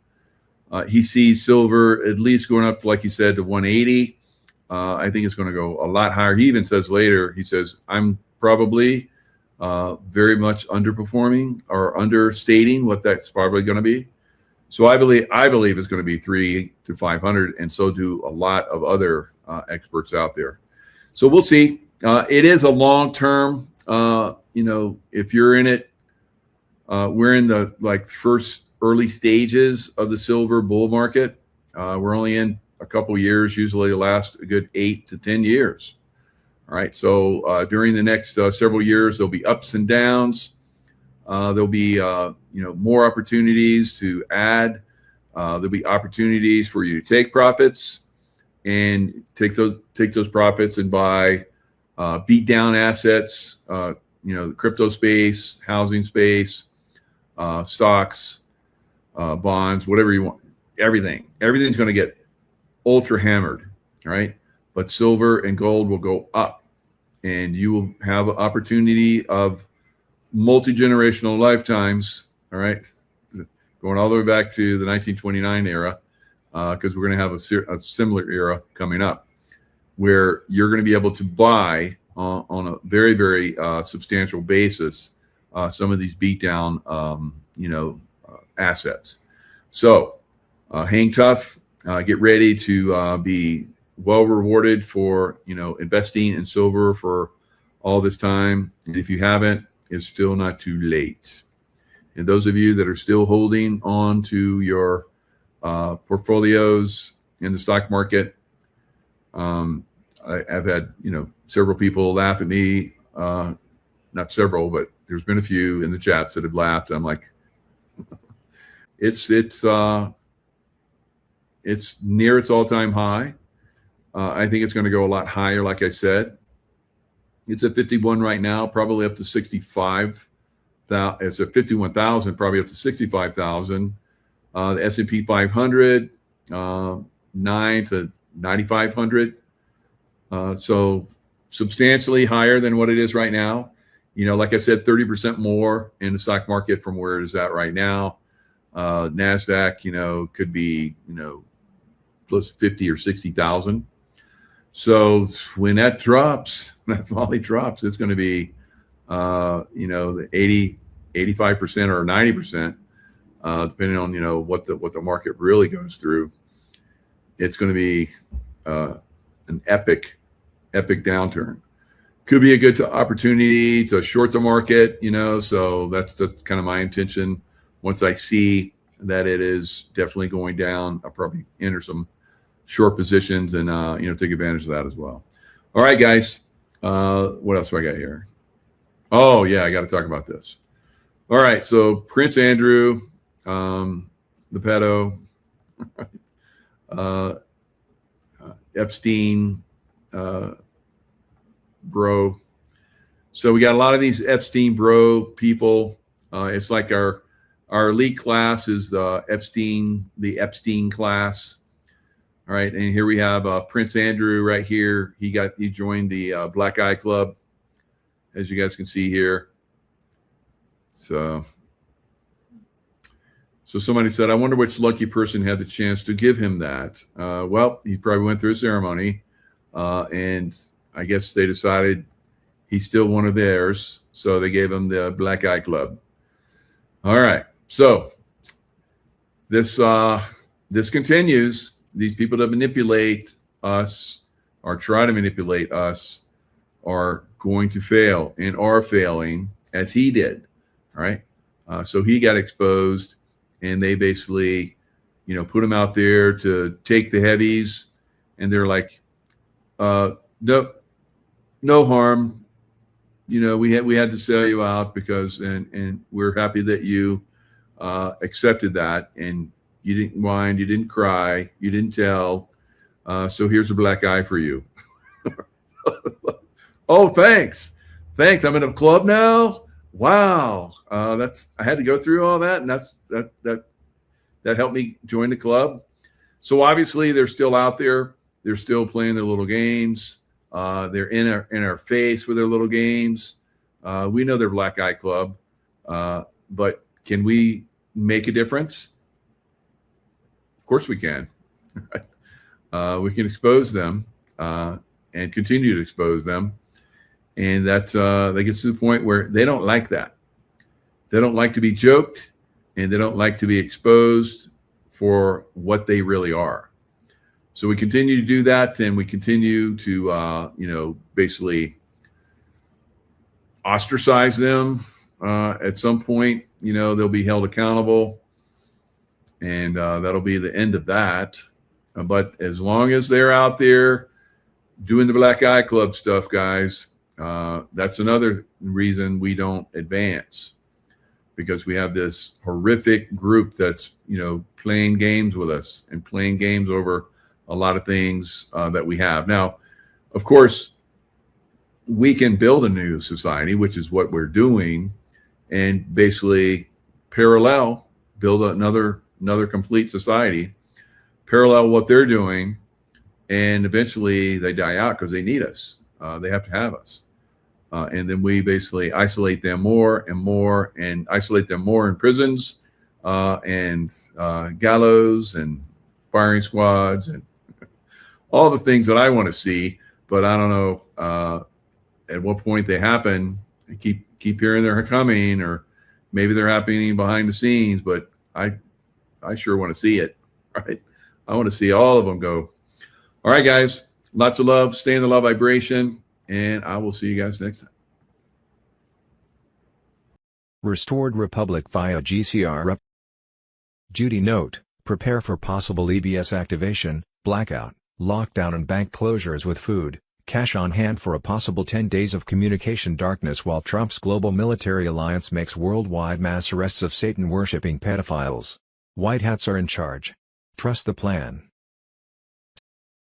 Julian Assange: the goal is to use Israel, Venezuela and Ukraine to wash money out of the US and European taxpayers and back into the hands of transnational elite. The goal is an endless war, not a successful war. See possible timing. On Thursday, June 4, 2026, 1:07, JFK Jr. said that there was a 48-hour blackout to prepare for Jazar wealth drop. Stock food, cash as banks go dark in a 10-day transitioning. EBS, blackout, martial law, lockdowns. Thursday, June 4, 2026. The storm is upon us. Within the next 48 hours, the 7 trumpets will sound on every phone, tablet and communication device on Earth. Temporary martial law is now live, white hats in full control. 10 days of communication darkness incoming with internet down and banks offline. But fear not, the military Starlink apps has already been deployed for secure emergency contact. Over 50,000 deep state traders already loaded onto convoys headed to Gitmo's new expansion wings. Controlled blackouts across the globe, timed, targeted, deliberate. Layers of martial law will protect while the old system is silently dismantled. Mass arrests that don't look like mass arrests, sudden resignations, health issues, flight cancellations, disappearing press events, martial law on Telegram. At 5:05 a.m. EST on Thursday, June 4, 2026, humanity reset with final confirmation codes transmitted through the quantum financial system Lattice, Tier 4 BISO 20022 on Telegram. A secure trinity of nodes at Mount Cheyenne, St. Petersburg and Uluru reported zero interference. The system was sealed. The future, locked. The banks you once feared, gone. The chains of credit slavery, snapped. In their place was a living system, encrypted by light, responding only to heart frequency and truth. Declassified Gitmo documents confirm that the U.S. has been operating under emergency military governance since 2021. Trump never left. He entered a higher command. Now, with the final keys turned, the real republic is returning. Every major capital is on alert that London, Vatican and Brussels have been stripped of diplomatic shields. Special forces were moving in under EBS cover with targets acquired, names you know and faces you trusted. It's over. But for you, it's just beginning. The age of deception has collapsed. The age of sovereignty has risen. Welcome to the other side of the storm. Thursday, June 4, 2026. Imminent what is coming. Tier 4 BISO 20022 on Telegram, worldwide blackout and rolling waves. Not every city at once. It will look random. It is not. Martial law overlay to keep streets quiet while the old rails are drained. Flight delays, cancelled pressers. Global currency reset that flips value from paper promises to asset weight, freedom from cabal debt as legacy ledgers convert to zero or fulfilled. What you'll see first: 1. Local power flickers followed by identical maintenance notices across unrelated providers. 2. News channels looping the same frame. No live panels. No calends. 3.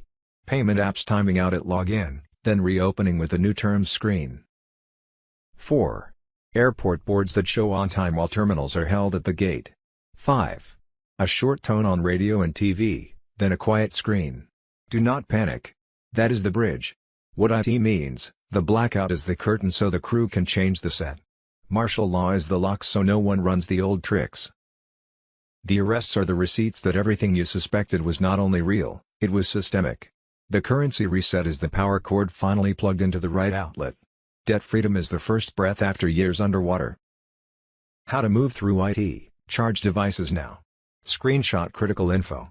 Keep one device in airplane mode. Turn off auto updates after the first tone. You do not need a surprise patch mid-sequence. Cash on hand for 72 hours. Water, light, calm. Do not chase rumors. Markers will be simple and public. Markers I will post. Market feeds that return data void for more than 6 minutes, government portals that show 888.88 or 0000.00 in place of numbers, the first tribunal docket timestamp.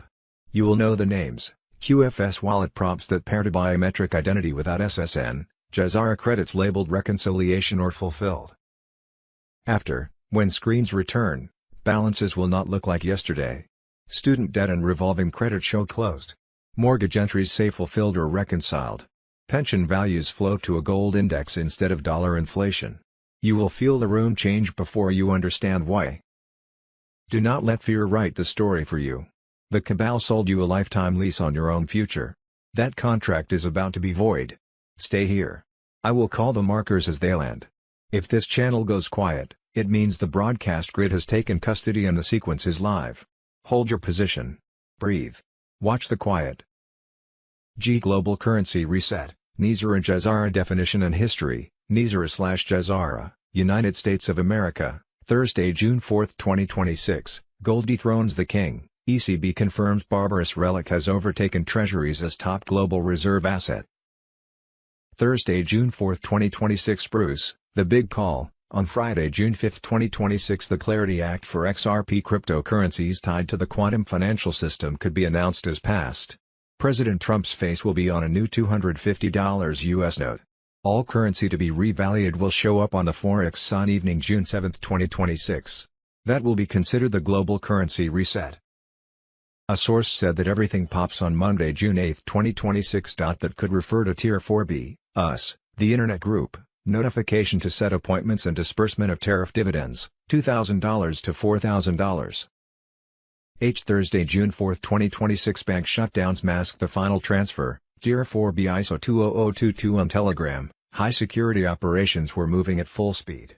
Unmarked convoys were leaving federal complexes at night carrying sealed containers and classified files to underground military facilities. Treasury insiders report massive data migrations from legacy bank servers into QFS nodes. Accounts being reconciled and hidden assets tagged for public release under NESARA/JESARA. IRS central databases offline. Teams inside buildings cataloging evidence of tax fraud, black budgets and secret slush funds. Every dollar will be tracked and exposed. In several states, federal courtrooms were dark, but not empty. Night sessions held under military oversight. Sealed indictments being unsealed and resealed ahead of mass disclosure. QFS test payments already hitting foreign partner banks under shutdown cover. The shutdown has begun, but was only the curtain. Behind it, the old system is being gutted and the new one is already humming. What the world will see next will break the illusion forever. What we think we know. As of Friday, June 5, 2026, Thursday, June 4, 2026. Spain, UK, tens of thousands of Spanish patriots just stormed the streets demanding the resignation of socialist left-wing Prime Minister Pedro Sánchez, who has betrayed his people.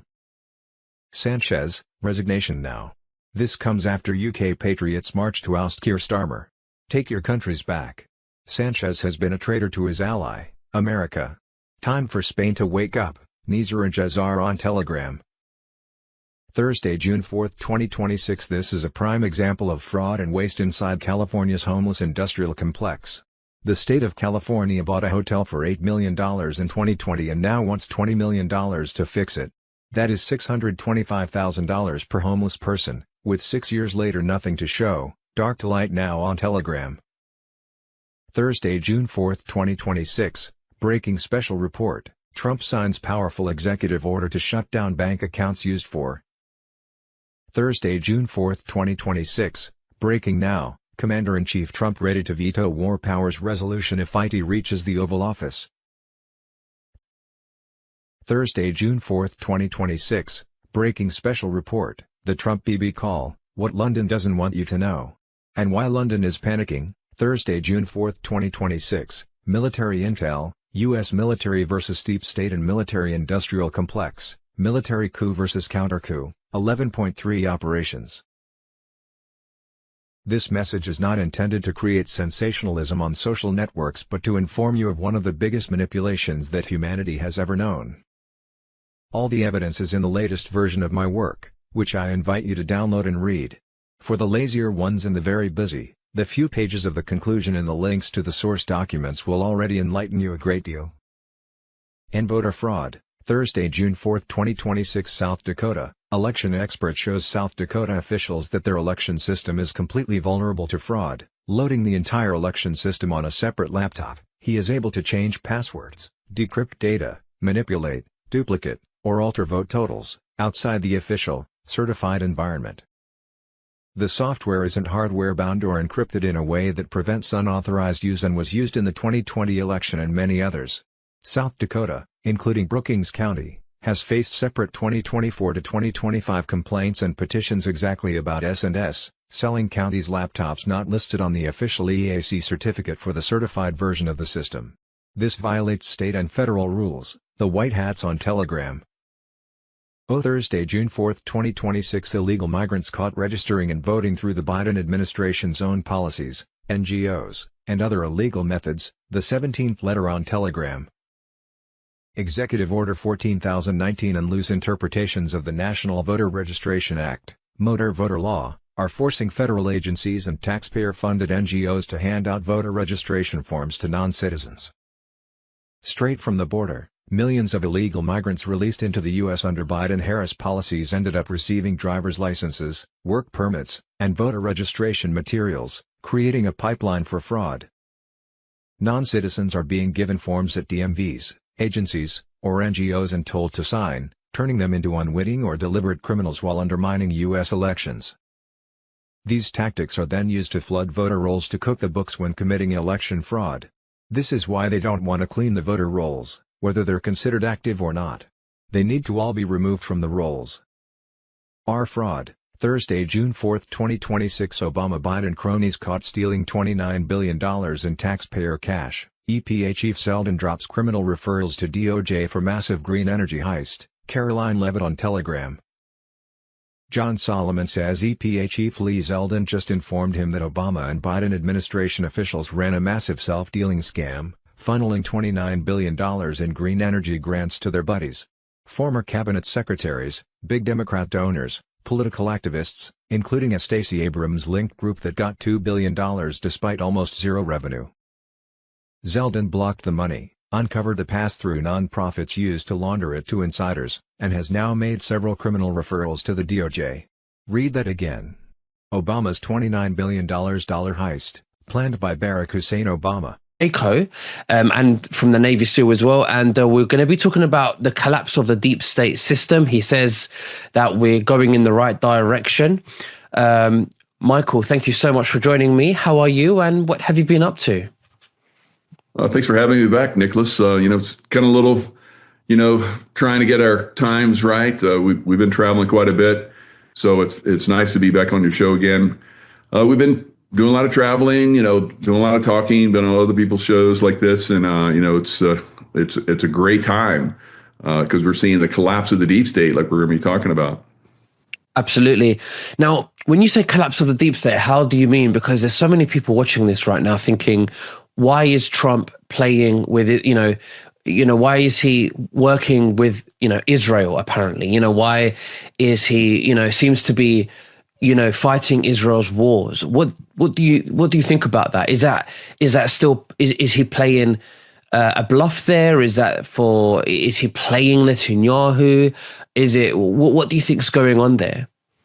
Yeah, playing Netanyahu. So for the longest time, obviously, the Rothschild controlled Israel has been running a lot of, their own missions and so forth, using the United States, the deep state, basically, where the United States has been their military arm for a very long time.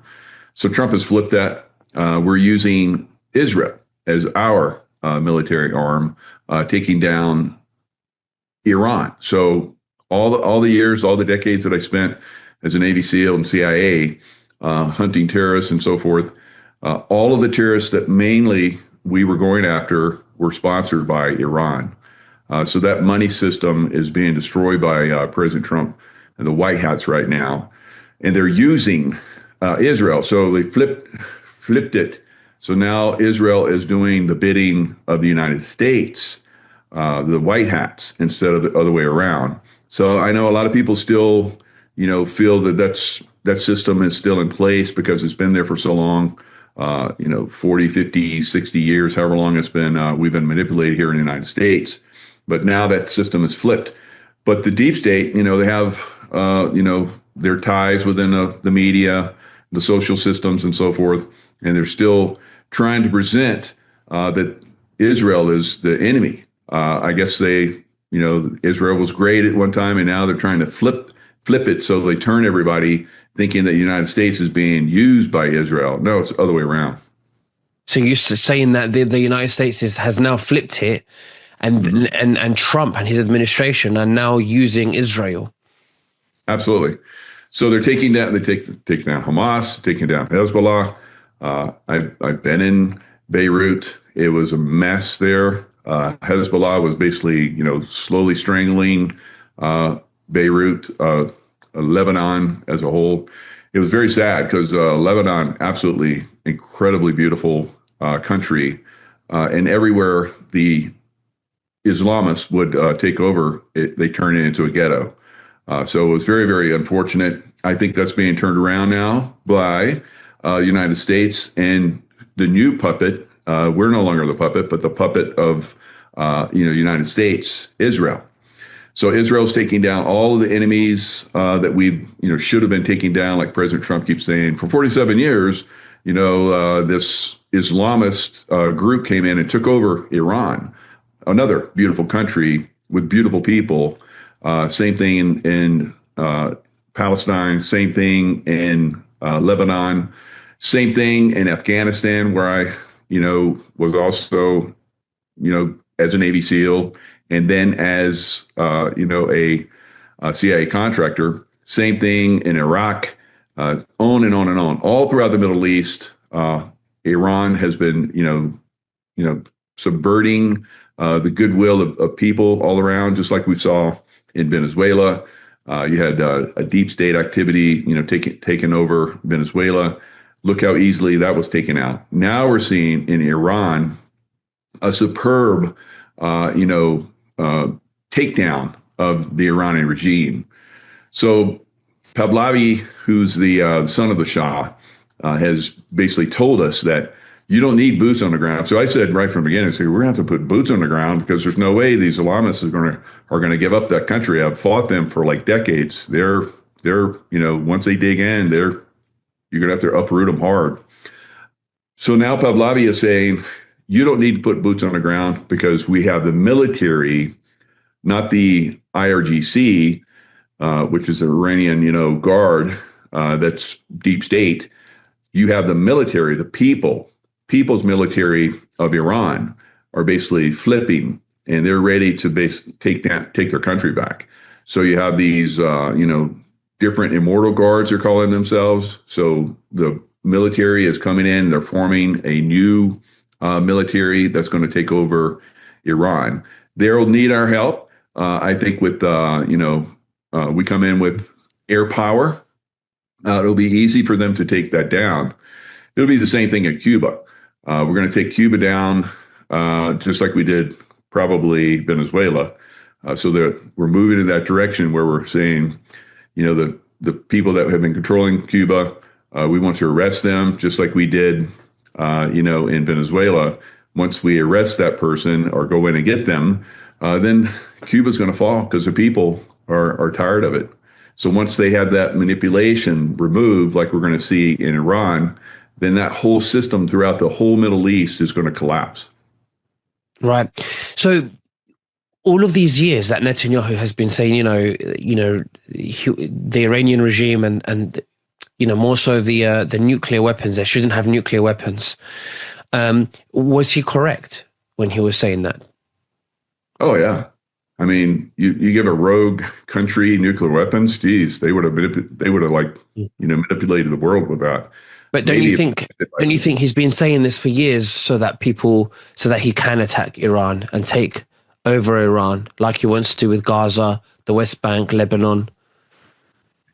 Yeah, and I know that's the argument a lot of people have. They've been saying this for decades, that we have to stop Iran from getting a nuclear weapon. And that was how they were able to, continue striking Iran and so forth. But now we've seen that flip. We've seen President Trump get involved, and the situation was actually real this time, that they were very, very close to getting that nuclear weapon. And so we've stopped that out. We're going to take their ability to create a nuclear weapon. You don't give a child, a 5-year-old child, a pistol or a rifle. That's stupid. That's what you'll be doing. A radical child, to get control and maintain their power system through the deep state, through the City of London. So the City of London all the way down into, they put, these Islamists in power there in Iran. And so that's being collapsed. So this entire worldwide system of control, manipulation, money laundering, all the different things that we've been seeing for, decades and decades and decades is now being destroyed. How about Israel? Are they allowed to have a nuclear weapon? And why don't they disclose if they do or not? Why are they allowed to have a nuclear weapon, but Iran is not? Well, the same reason that the United States and Britain and France and all these other countries have nuclear weapons, because they're somewhat, I guess, responsible with that nuclear weapon, and it's a deterrent. So we've seen the same thing in Pakistan and India. India had nukes, and then somehow, some way, Pakistan got nukes, and so it's kind of like a deterrent. So one side doesn't blast the other side into obsolescence. So that's one way that we've been doing that. I don't think the nukes are going to be used, but imagine if they were. Things would get out of hand very quickly around the world. So when you say that Hamas has been taken down, who has taken down Hamas? Israel through United States support. So again, taking down the deep state. So radical Islamists. If most people have never fought radical Islamists, I have for decades. They're horrific. What they do. They cut people's heads off. I've seen them blow people up in markets that were innocent. I've seen the results of that. I've seen people on the side of the road, families that had roadside bombs that were meant for military that happened to catch a family that was traveling in their van, burned alive in the truck. So yeah, these people are extreme evil, and we've been allowing them to coexist with us for a long time, and to actually come into our countries, Australia, New Zealand, and throughout Europe, here in the United States, actual criminals, terrorists have been coming into our countries. So that's got to be stopped. That's got to be turned around. They have to be sent back to wherever they came from. And I think that movement is gaining speed throughout Europe. We're seeing it in Ireland. We're probably going to see it in your country, in UK, pretty soon. But these people are going to be turned around and sent back because they're literally terrorists. Yeah. A lot of the Syrian terrorists that were, had their brides that these women that left their countries to be brides of these terrorists. They found out the hard way that these were very evil people, but some of them converted. They denounced the West. They felt just like so. That's their mentality. That's what they think. It's basically against all of our constitutions throughout the world that we have allowed these and take over our countries to infiltrate, and that's going to be turned around pretty soon. Don't you think Zionists are just as bad? Absolutely, yeah. So the Zionist is pretty much the same thing as some of these Muslim terrorists. Now, some people think that Israel is just nothing but a Zionist country. How was Israel formed? They were formed, from the Rothschild group, and we know the Rothschilds are trying to take over and control the world. They're the deep state, so we can't allow that to happen, of course.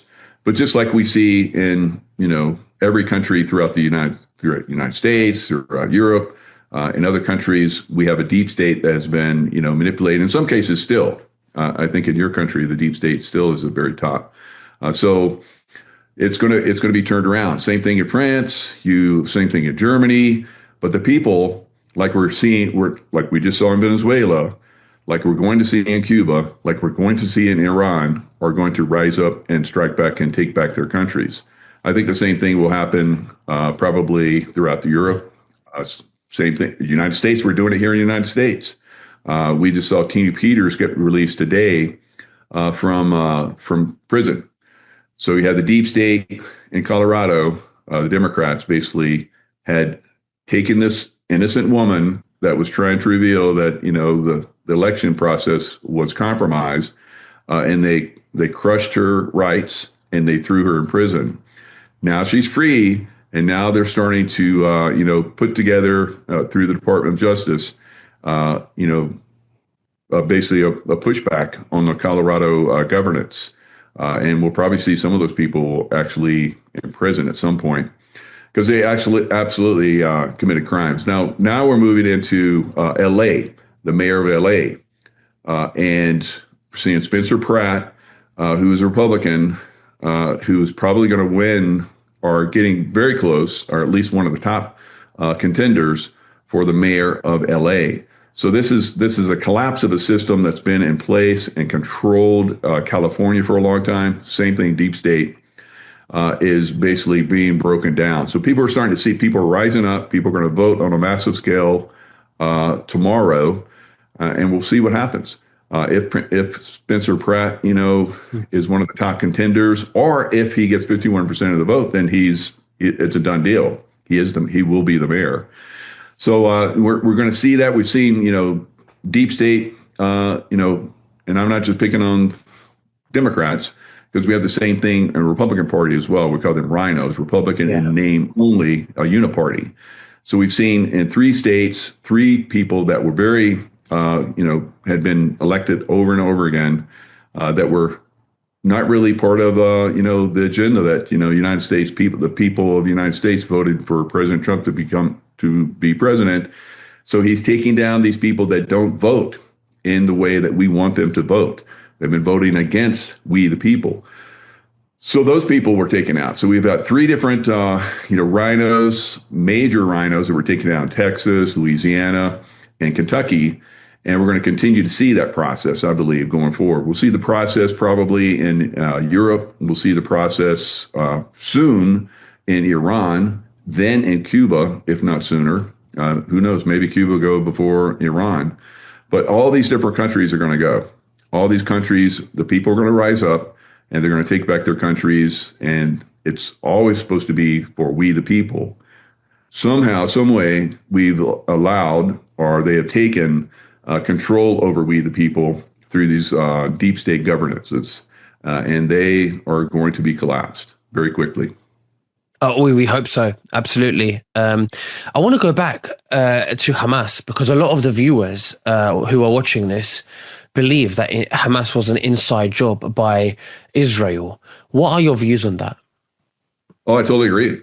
I believe that the deep state side of Israel instigated that. Now, remember, President Trump wasn't involved during that time frame, or so we thought. Well, he wasn't in the position of president, but behind the scenes, because we know that Biden was a double, and so we were seeing this takedown. Same thing with Netanyahu. Netanyahu's gone too, so we're seeing a double for Netanyahu, and so all these people that are or were evil and manipulative, like we saw with Netanyahu, basically. Organizing that, because you look at how long it took for the Israeli military to respond to that, it's quite obvious. And then they came in and, hours and hours later, that's ridiculous. It should have never happened to begin with.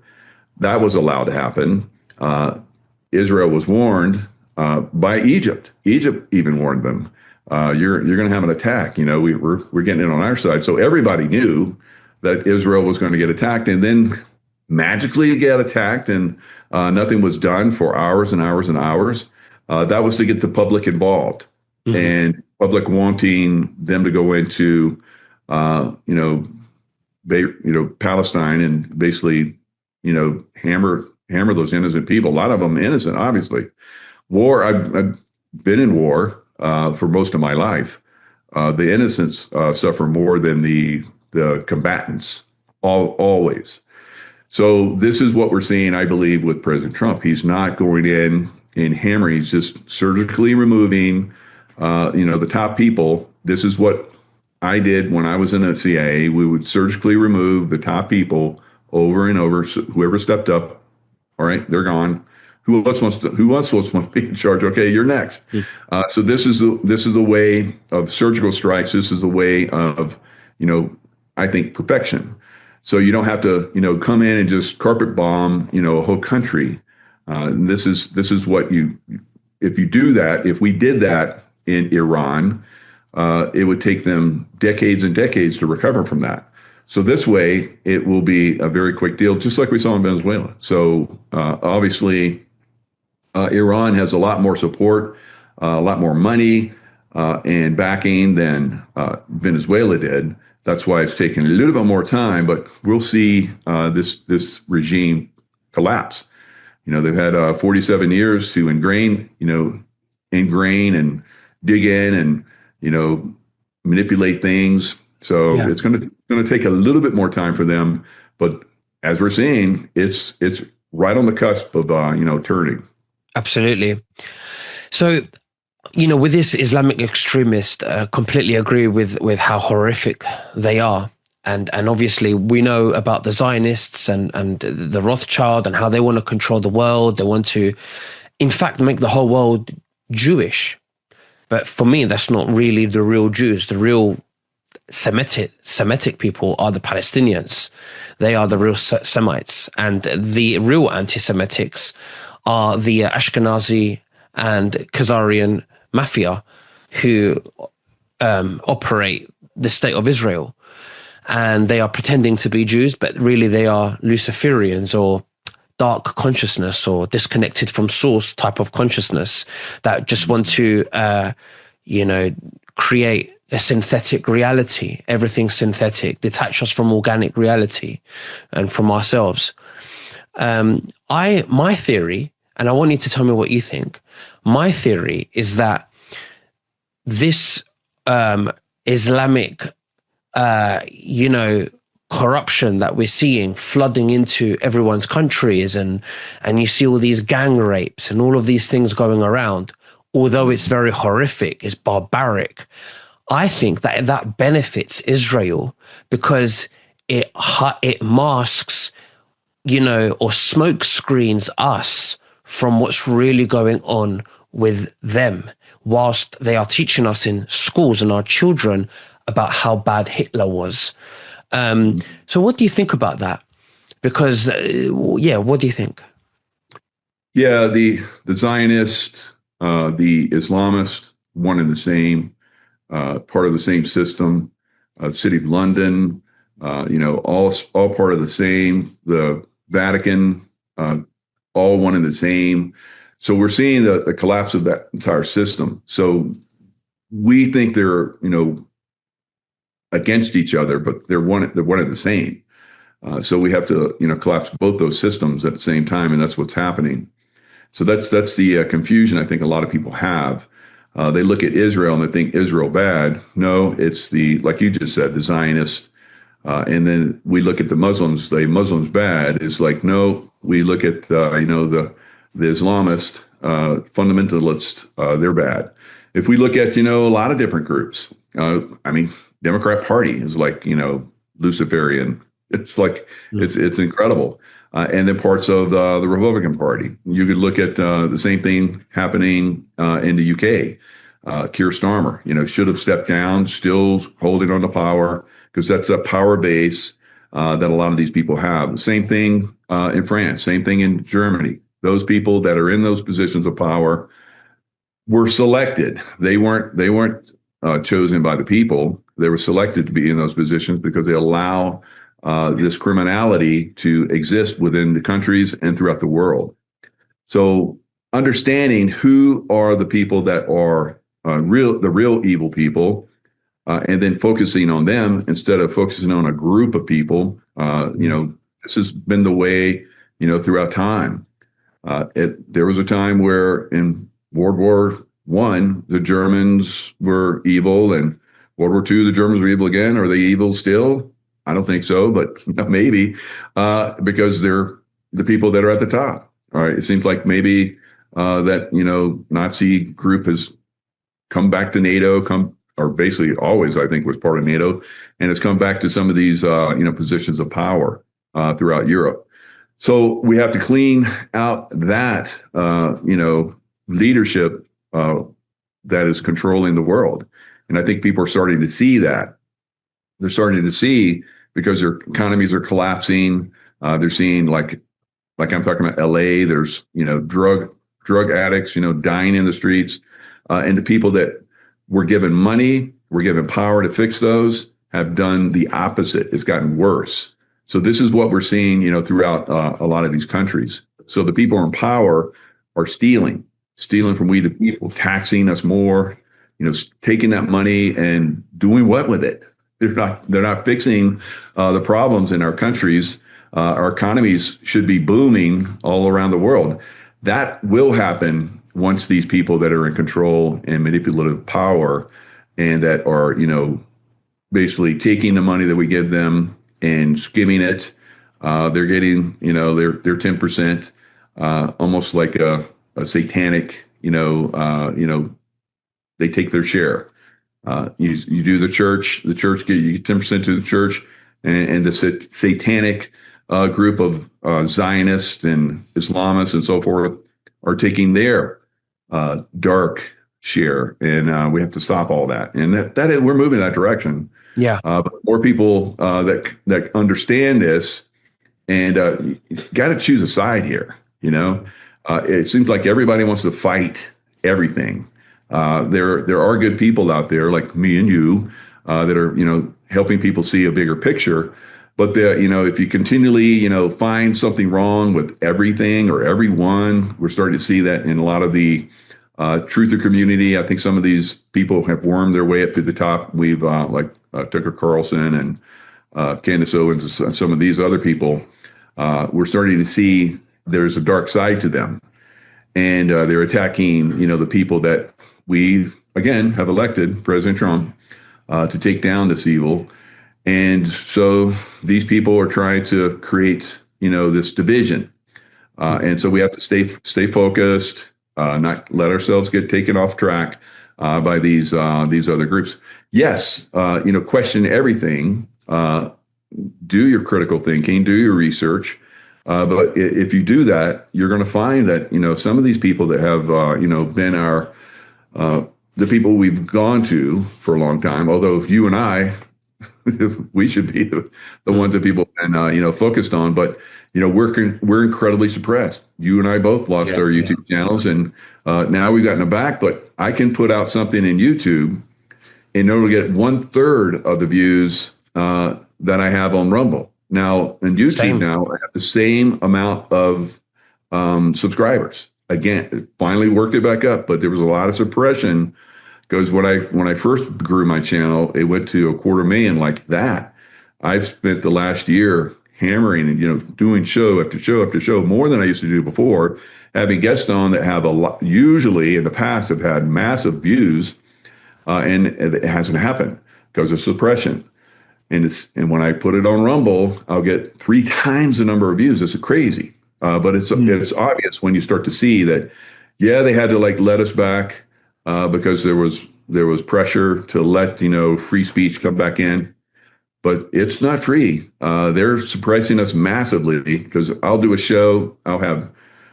By the end of that show, I have 10,000 views. So people came in massive numbers to watch the information I put out. And then, I looked at the views this morning on a show that he did where it had 10,000 views in a couple hours, and there's only 1,000 more views. There's something, obviously going on there. They massively suppressed, took off the ability for people to find that show or for that show to go out and spread. So the control systems are there still, and we have to still. You and I, we keep, plugging away and, trying to inform people, but it's a process. It's tough, but we're getting it done. Absolutely. Back to Candace Owens and Tucker Carlson. I have to say that if, from a distance, they might look like there's a dark side to them, but when you listen to what they actually say, I think good on them that they're asking all the questions and all the right questions. And I remember Tucker Carlson said something about Islam, he praised Islam, but him praising Islam, and I saw that, and a lot of people didn't like that. That wasn't him praising Islam. That was him. It was a sarcastic mockery to Zionists. Yeah, he was basically saying that he would prefer Islam than Zionism. He was basically saying that Islam is a saint compared to Zionism. And the reason why he says that, in my opinion, is because although I can't, I've got my own opinion about Islam, I completely agree with how barbaric, we both think it is. Islam at least believes that Jesus was a prophet. They respect Jesus. On the other hand, Zionism and Judaism, the Jews, They believe that Jesus is burning in hell and Mary, the Virgin Mary, is a whore. That's the difference. So that's why he made that comment. I just wanted to clear that up because I know you said, there could be a dark side to them, but they do question everything about why is President Trump accepting 200 million from Miriam Addison, I think her name is, who is a Zionist. Why is he accepting that money? Yes, he could be accepting that money. He could be playing 5D chess. There's the art of the deal here. And there's CIA stuff that you understand that none of us do. Okay, that things are going on in the background. Nothing like Candace Owens would understand. And, we don't know what's going on. Yes, he could be pocketing the money and he could be stringing them along. But from an ordinary perspective, like myself and Candace Owens and Tucker Carlson, they would have to, in their right mind, question these things. Why is he accepting this? Why is he fighting Israel's wars? And I think it's a good thing to question. What do you think about that?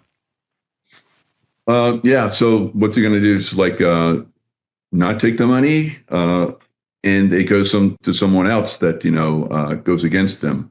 Could be. So yeah. So and who do we know for sure that she's a Zionist, or is that how I can tell you that people have attacked my credibility on a massive scale since I've been coming out, and I'm like above reproach in a lot of these areas, but who knows exactly? I don't know that person. I don't know that woman. Have done the research on her. I just hear that she's a Zionist.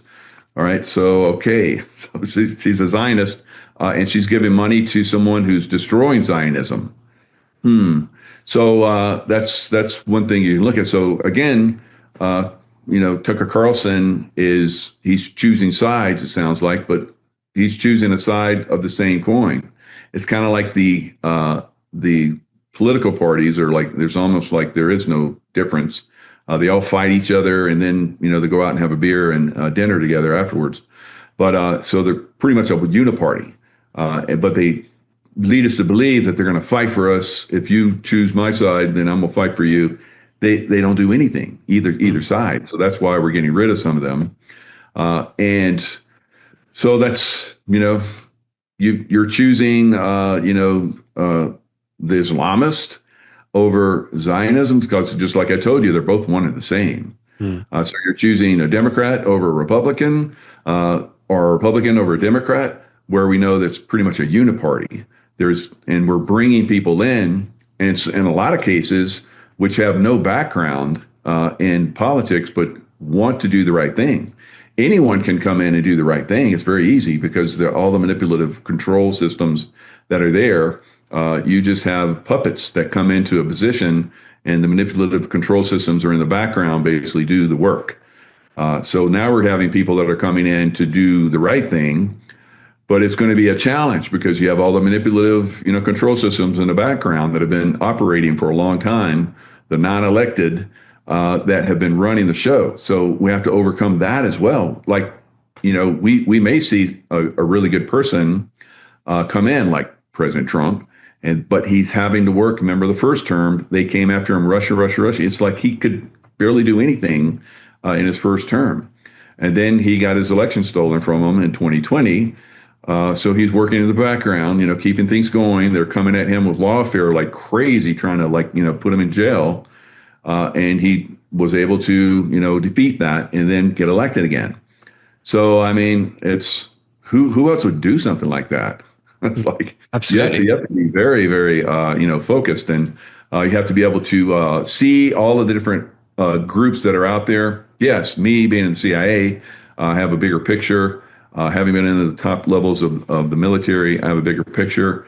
But it's really easy to see. We can talk about this, like I'm saying. There's everything's compromised, everything. So to get someone into the top that is a good person and wants to help we the people, work with we the people, it's a tough go. So when you find them and they're willing to give of themselves, we need to support them more. Yes, question. I've questioned a lot of things President Trump has done as well, but all the things that I've questioned him on, it came out that he was right. And he was, it was a bigger picture that even I didn't see at the time. So, I don't see the bigger picture on some of these things. I thought that we should have just gone in Iran and just like hammer the hell out of them and get it done. But I see, because we've, backed off and just surgically, continue to hit targets, like a special forces group. That's the way we would have done it. It's like a special forces, mastermind group in the military right now. So I'm like, this is amazing. I've never seen anything like this, doing the historical research throughout time. I don't think we've ever seen anything like this. This is just stunning, how effective it is. But a lot of people, because, they look at history and they look at the old ways, and maybe they have someone that they look up to that it's uninforming them, or they think they have a bigger picture, but they don't. And so they follow them. So these are the things, this happens throughout time. But we'll see the collapse of the system, I think, accelerate probably as we move, closer to the 2026, election that we're going to have here in the United States in November. So we saw, and this is what I love about the UK, because when we saw with, this UK basically came in and voted for We the People, I believe, and Keir Starmer is almost completely gone, has very, very little support. And so he's staying there, and he just keeps destroying himself. Every time he speaks, he destroys himself a little bit more. And people are starting to see a bigger picture. Maybe that's why he's staying. So we can help more people wake up. And that's what we saw with Biden. When Biden came in, it's like, all right, this is going to be a big wake up call for a lot of people. Yeah. Just how corrupt and how evil this political system we have in the United States, especially on the Democrat side, is. So 100% agree. I do think that Keir Starmer is the Joe Biden in the UK in his own right to wake people up. Absolutely. I do think that. That's good coming from you. Thank you. Yeah. The other thing I want to say is I want to go into a little bit of spirituality before we finish up. And I want to say that there's a lot of channeling going on by a lot of spiritual people. And they're all saying very similar things, how the new earth is here and we're entering this new frequency, this Christ consciousness, the return of Christ consciousness. And I think that what we're going to experience is a slow collapse of the control system, and it's slowly crumbling. And everything that you're talking about today obviously reflects that.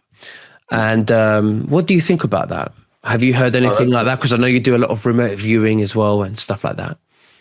Yeah, I would say I'm more spiritual than I am like a hardcore military guy, because that spirituality side that I've talked about in my books and my courses and so forth, and on a lot of these shows, is what's overcome a lot of the dark, evil side. So yeah, I agree with you. It's a process. So we bring in truth, we bring in light, and instead of like I talk about, like I'm hardcore, military guy, I could go in and just like I could take down, Iran in a few days, but because we're doing it nice and slow and methodical and easy, we're allowing more people to wake up. We're allowing more people to get involved. I see the bigger picture of that now, and that's a spiritual way to do things. And I think across the board, we're allowing people to see, just how corrupt, how evil a lot of these systems have been against us. And when we expose them and they collapse and all the money dries up, and the people that were manipulating and paying people off to do evil, the money's no longer there. And so that system just collapses. Instead of coming in and hammering all the people that were involved in it, we're just letting it collapse, and it just disappears. I think it's magnificent. Yeah. So that's definitely a spiritual thing, spiritual awakening process that's going on for the world right now. Do you feel something different is in the energy? For an example, I sometimes feel detached from reality, and I feel, sometimes I feel that my reality is a bit dreamy sometimes. And I feel that it's all background noise. I feel there's a lot of calm. Mm-hmm. And then but sometimes I feel I love being on my own a lot of the time. But then I feel that I what was I going to say? I feel that I crave a lot of, sometimes I crave stimulation, you know. I don't know if it's because we're experiencing the dissolving of our identities, or, you know, what do you think about that?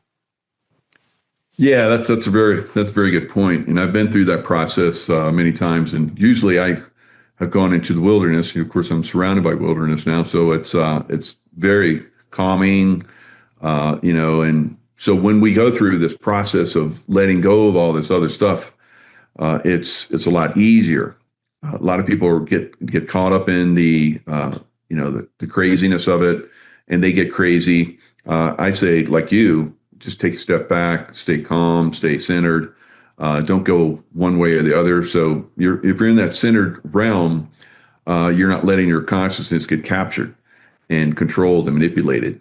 So some people have to have complete control. That's an extreme. And then some people just get wigged out. They're just like, their minds just go crazy and chaos and everything. Some people like that. Some people like to have control, but those extremes are not, you know, the perfection that we're looking for in the future. So that realm that you're in, we're trying to help people get there so that they can see through all of the, you know, manipulations and control systems and chaos that are trying to create fear and all that stuff. So we can see through that, stay centered, work together, and create the future that we all want. Absolutely. Michael, it's been an absolute pleasure having you on, like always. Is there anything else that you'd like to say to the viewers before we finish? Yeah, always, you know, stay in that love vibration, stay in that love centered, because it allows you to, you know, tap into higher consciousness sources and stay centered during this, you know, this movement, as we were just talking about, through the chaos and through the control systems. Absolutely. Thank you, Michael. And we'll speak again very soon. You take care. The Democrats are stealing another election. How about that? It's so funny how it's strange. Why would they do it again? Why wouldn't they? Because they weren't arrested and thrown in jail and executed the last time they did it. So they're doing it again. They're doing it in California. We're seeing votes for Pratt basically being stolen. Votes are coming in, and none of them are going to Pratt, but they're going to his opponents, right? So eventually, day by day by day by day, all the way into July, several weeks away, they will have eventually gotten to the point where Pratt and Hilton are not even in there anymore, right? Now, President Trump has spoken out and said that they're stealing the vote. He's going to have the Department of Justice look at it in Los Angeles. And of course, the press is like, you know, saying he has no proof of that and so forth. We're going to show you proof of that. It is real, and it definitely needs to be investigated, like I did. And she said that she told her friends that it would last, 5 to 6 years. Boy, she was accurate, wasn't she? Right? So it's still going on. So we talked today, and Root Wellness is definitely what I've been using, what a lot of people use to basically cleanse the system, detox, and they've got other great products. And if you sign up as a new subscriber, you get 15% off. Of course, if you subscribe, you get 5 to 10% off of the products that you subscribe to. So really good deal for that. Now we're looking at some anomalies out there, and I want to show you guys one of those anomalies. All right. So we know there's a lot of people that are claiming to be truthers, that maybe they're clones or, something else, like this guy here. See that guy right there with glasses? Kind of looks like me, but that's not me. So, yeah. So if you like roll over it, there's me, and there's that love vibration thing. I don't know what that shirt is. I don't wear glasses, but I guess this person that has a prophetic update, they think it's okay to steal other people's videos and I don't know if they, market and make money off that or not. Probably do. But, there's lots of that going on right now. Those are coming back. We are getting suppressed on a massive scale once again, guys. So that means something is afoot. Something is about to happen, like Dr. Ram and I talked about on the show with Clayton. Both of us are saying you need to get well, right? You need to have a good detox and so forth, all right? So I've talked about some of this. I warned about it the last go around. I said that we would get another one that's going to be worse. And I know a lot of you guys, I see your comments. You don't want to hear it. You think I'm a fear monger, right? So it's up to you. So we have the stuff that, can help you survive going forward and actually look younger, feel safer, be safer, and so forth. So anyway, so look at this. Trump wins again. The Democrat Party is done. I don't think so, right? Definitely not in California. So it is a problem. I think it could be part of a reveal, guys, because I was talking to Louis Herms on election night, and we were looking at the results, and he was telling me that he knew people that said that some things were going to be stolen, and there were people that were calling up some of the people that were in his campaign. They're in the know, and they were crying. They were saying that Pratt was getting his election stolen from him, right? So, we have to hold these people accountable. We have to stop this. And there could have been people that were in a lot of the polling places that were collecting information, is from what I heard. All right. So maybe this will roll into 2020. It's not over yet. So it could be some of that is going to be revealed along with the cheat that's going on right now in California, right in front of everybody's eyes, right? Right in front of our eyes. All right. So it is one of those things that, it takes time for some people to see and understand. Of course, back during 2020, a lot of us were exposing this stuff. And then once Biden got in office, you could not say anything bad about him. It's almost like the way it is in Great Britain right now, right? If you say anything, at least they weren't arresting us. They did the J6 guys, though. But if you speak out, then you get you get taken down. I remember when Biden was fell down several times when he's going upstairs. It's like, how is that possible, right? Falling down upstairs over and over again.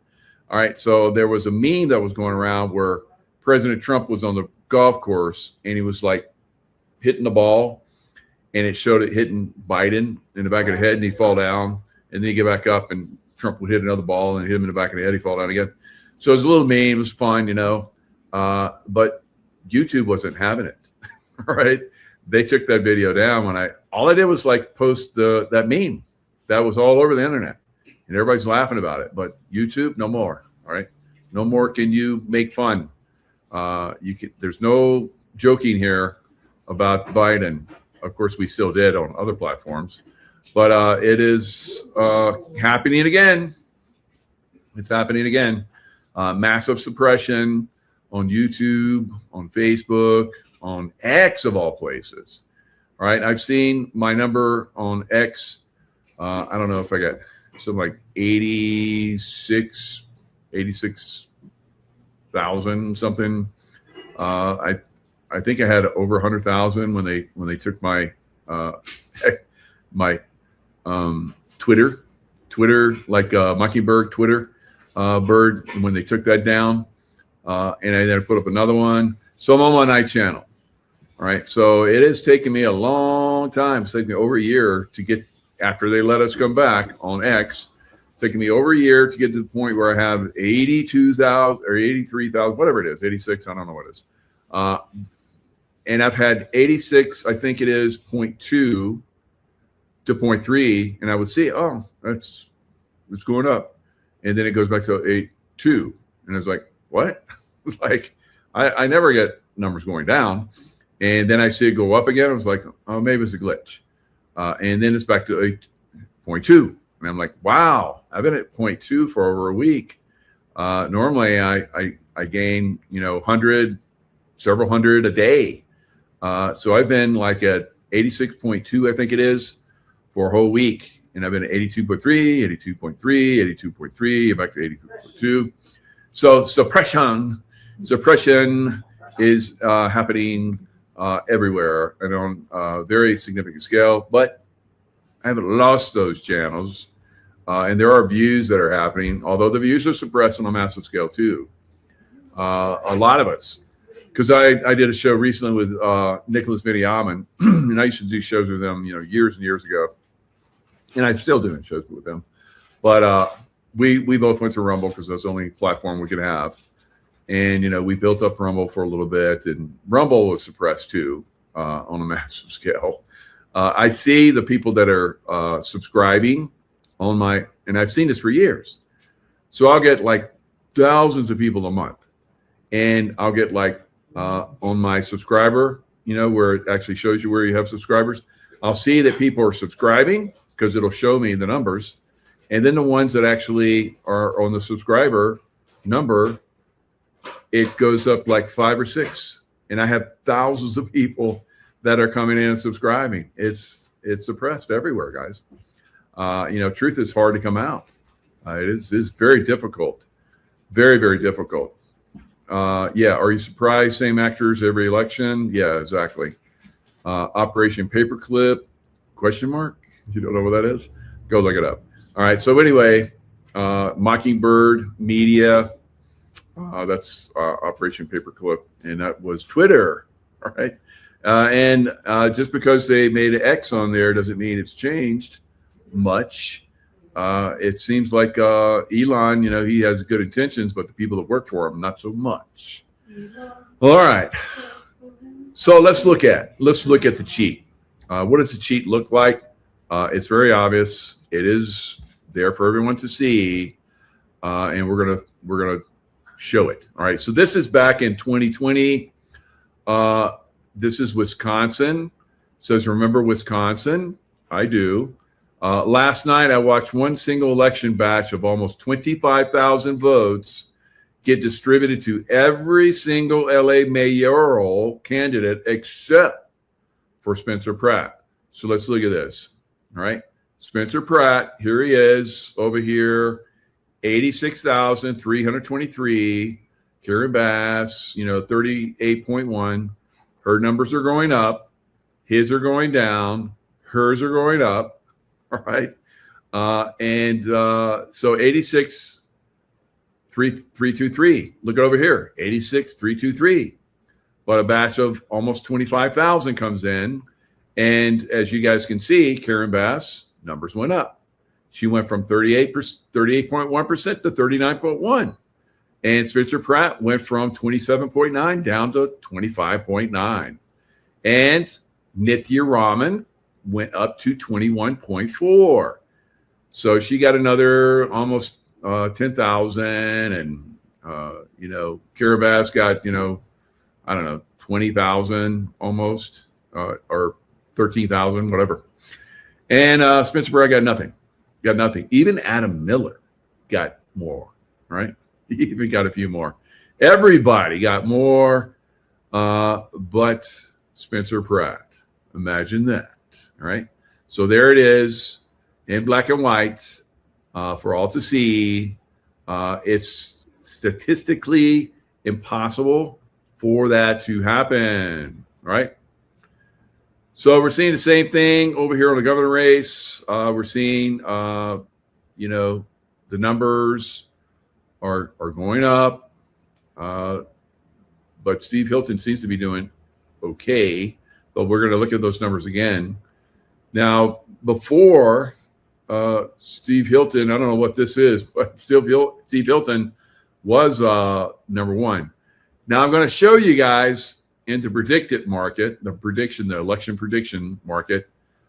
They're predicting that Steve Hilton and Spencer Pratt are not going to be in the running. At some point, they're predicting that it's going to be another Democrat sweep, right? Now, these prediction markets, go up and down. They jiggle around, but somebody seems to know something. Now, you guys might remember I told you way back in 2016 that I knew that President Trump was going to win because I'm a intuitive dude. And for whatever reason, they came in super, super strong. So I was telling everybody, Trump's going to win, Trump's going to win. And everybody's like, well, that's not going to happen, right? The polls don't show it. The prediction markets don't show it. And I was like, you'll see. And so I was almost destitute during that time frame, but I was able to get enough money to every so often put money down on Trump because I knew he was going to win. And sure enough, he did. And I went from destitute to basically paying my bills back off and and then a little bit extra money too. So, after the CIA tried to destroy me, somehow God helped me to weather that storm. But anyway, we're seeing, this thing slowly slide away, sliding away, sliding away. All right, so it is happening, and in the meantime, there's other things that I predicted. I get pretty good at this. So I said that Marjorie Taylor Greene was a man. I don't know about that, but I did say that. Maybe that'll come out too. But anyway, I said that he, she, whatever that is a big cheat and was going to turn on Trump. And sure enough, she did. Right. So now there's evidence that she got the payoff. She got the payoff to do that. And that she basically sold her place in Georgia. She was America First and all that bullshit. And now she's living in Costa Rica because she's running. All right. She took the money and ran. All right. So this is Nick Shirley says he has proof that MTG, Marjorie Taylor Greene, was bribed to switch sides. Marjorie Taylor Greene didn't just wake up one morning and have a change of heart. It took months of negotiations and a $14 million settlement for her to betray her country and her president. Citizen journalist Nick Shirley said on his podcast, so, wow, he's a young guy, but he just seems to know stuff. He seems to know stuff. And he gets all these, the insights, and he knows where to go look. Somebody's helping him out, I think. I kind of like it. Is he a Q guy? Citizen journalist Nick Shirley said on his podcast that he's already sent his research to the FBI in Georgia. Might as well have thrown it in the trash, right? Anyway, so he's putting it out on, social. That's good. Mr. Shirley's information seems to be authentic and in order, said Atlanta Special Agent in Charge Joseph Barron. We've opened a full-scale investigation. Without her seat in Congress to hide behind, MTG will have some difficult questions to answer. Well, I guess they're going to have to go down and bring her back from Costa Rica where she's hiding. And I don't know, maybe she'll throw off her clothes and run into the jungle and swing with the apes. Who knows? Who knows? Who knows what she'll do to escape justice? Right. So this is fun. It's very fun. All right. So let's look at the bullshit. Let's look at the way these guys are stealing. Now, I want you to look at these numbers. This was basically the night of the election. And of course, California does not get results for a month later, right? Mail-in ballots come in. They have to be dated the day of the election, and it can take up to 7 days for them to make it to the collection point. And then from collection point, they're put in helicopters like we're seeing right now, and they're flown to one place. Not multiple places where they can, make sure there's no election fraud, but one place. Same thing happened in Arizona. All of it got transported to one place. Can you say one place? So they go to one place, and they're counted, and that's where the election fraud happens, over and over and over again. So there you go. Here are the results: 27.7, 25.4, 34.8, 30.4. So try to remember those numbers. All right. Steve Hilton's obviously in the lead. Pratt is a close second, 4.4 away from number one position. So let's see. What does it look like now?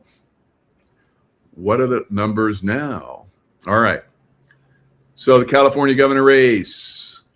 All right. I'll read them back to you because I can look at both of them, but I can't present both of them here on this window that I have. Window to my soul. All right. California governor primary results 2026. This is updated constantly as they steal more and more. All right. So you see here, Javier is getting closer, 26. Now remember, he was, or I'll tell you what he was on the night of. He was 25.4. Now he's 26. Steve Hilton was 27.7. Now he's 27.2. And Tom Steyer was like, I don't know, he was like 15 or something bullshit like that. Now he's 20. It's all the way up to 20. He's catching up. It's a race. Who's going to win? Who's going to win? Well, the prediction market says that those Republican guys aren't. Right? That's who isn't going to win. All right. So now Los Angeles mayor. Let's look at LA mayor. There it is. All right, go. All right. So Karen Bass, 35.1. Remember on election night, she was 34.8. So just a couple days later, she just keeps on moving up. Spencer Pratt was 30.4, and now he is 29.4. Lost a full point. Nithya Raman, I think she was down around 17 or something like that. Boy, she just really jumped up there. She's a fast horse coming up from behind, right? So, and this is just a couple days later. If this trend continues, then yeah, Spencer Pratt and Steve Hilton are going to go bye-bye. And there will be no hope for California. What's that? That one? It's like "Welcome to the Jungle." Yep. So, and then the guys like they talked about it later. Said they were in downtown LA. They're like walking around Hollywood, and this black guy's like, now Trump says, let's show, because the Mockingbird media, right? Twitter, no, it's X. Twitter used to be, right? Yeah. So Mockingbird media says Trump without proof claims cheating in California vote, says federal inquiry. All right. Now I showed you how it was cheated. And there was a video that's on my X account where they show back in Wisconsin days, 2020, where there was a big bump, kind of like what we saw with 25,000 come in, and none of them went to Spencer Pratt, right? So they had very similar things that happened throughout the country that night. All right, so I remember before I went to bed, because remember I said I voted on Trump 2016, but I was never quite sure that Trump was going to win 2020. I was never sure, right? And so I remember the polls were like, closing, and the count was like he was winning everywhere. He was going to win. He had it. I'm like, and then I went to Predicted Market, and they were like predicting that he was going to lose. I was like, I'll take that bet. That's a winning bet. I can't believe you guys still have odds for Trump not winning. So I threw away $1,000. I threw $1,000. Bye-bye. because I woke up the next day and it was over. Right? They rolled in with the big trucks full of mail-in ballots, just like they're doing right now in California, and they changed the vote. Right? In the middle of the night, they stop the press. Right? Stop the calculation market, and no, we can't have that. We're going to start to, that those women in Georgia, there's like, oh, toilets run over. Everybody run for your life. And then everybody's left, and they pulled out all those, ballots from under the tables and started counting them over and over and over again. And magically, Biden won. So it's funny. It's hilarious, isn't it?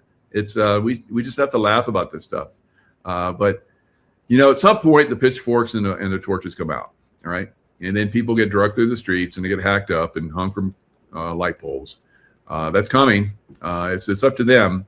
They can keep playing these games and piss us off a little bit more, and then we're going to snap, and then it's going to be over for them.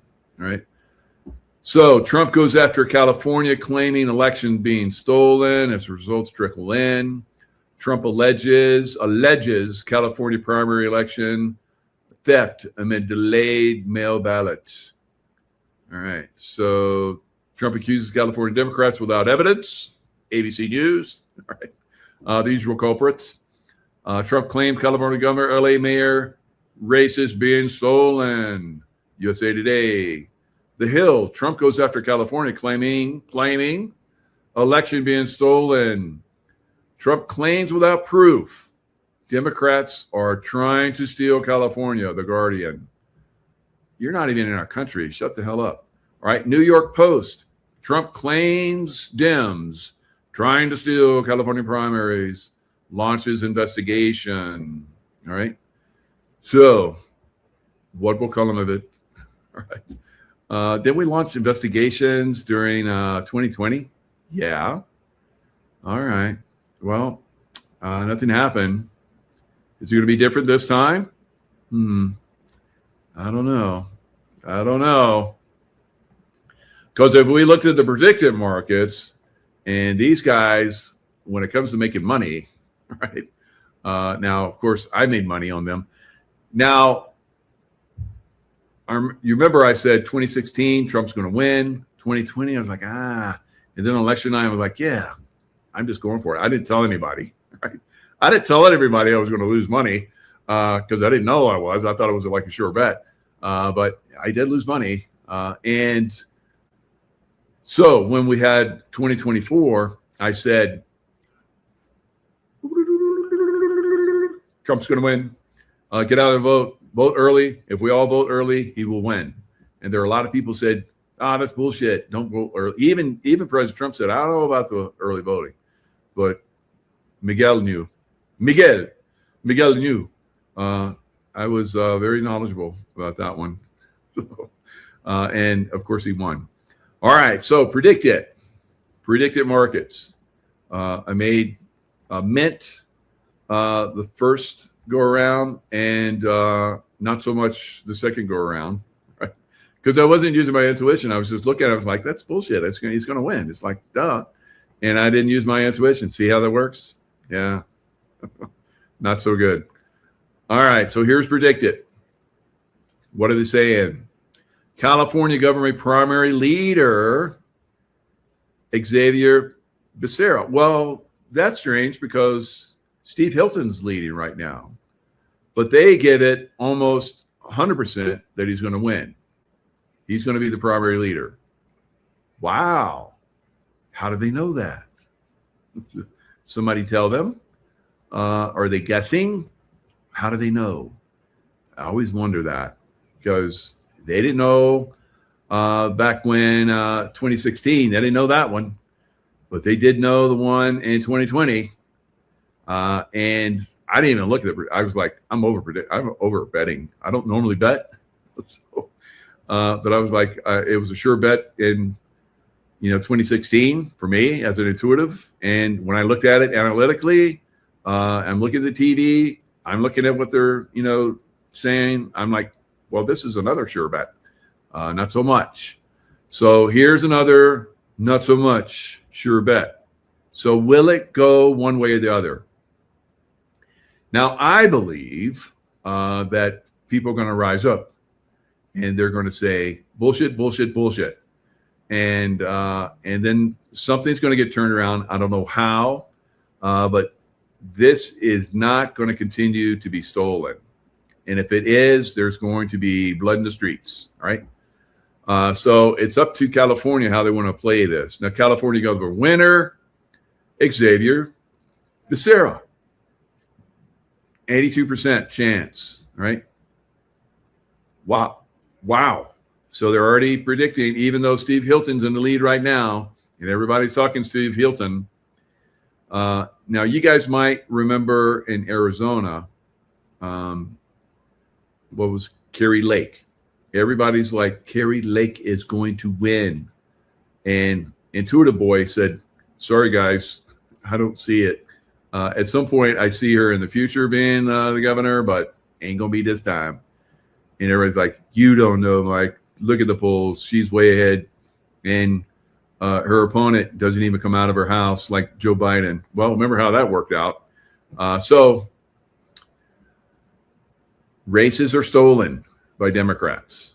So LA mayor runoff, Bass and Rahman. All right, everybody's saying it's going to be Bass and Pratt right now. Prediction market's got it strong that Pratt is not going to make it. Pratt is not going to make it. Does this piss off Angelenos? Do Angelenos run through the streets naked? No, that's the homeless people, but some will probably. They'll be homeless. So that's one of the things they're fighting for, to stop the naked homeless people. But it's going to continue if they don't get Pratt in there. Hello.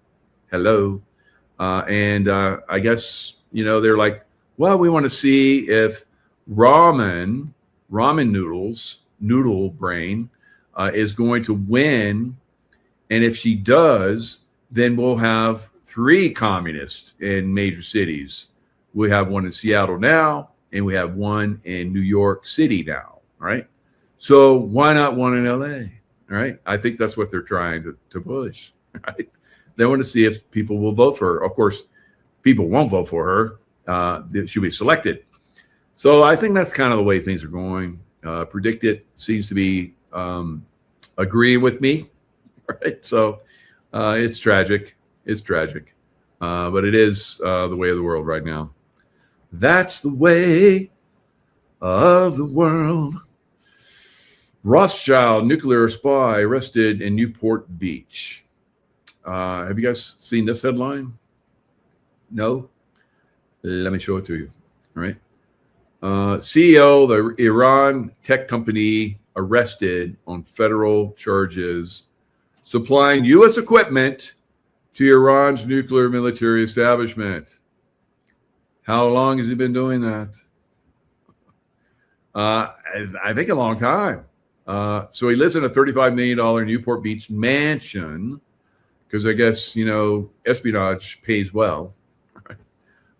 You sell people, information to our enemies, and you make a lot of money.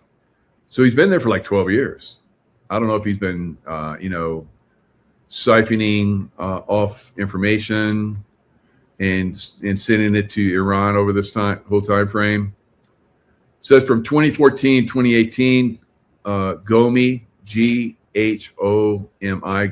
Gomi, arranged the smuggling of more than 250 metric tons of networking equipment into Iran using freight forwarders and intermediaries in Dubai to disguise that Iran was the true destination.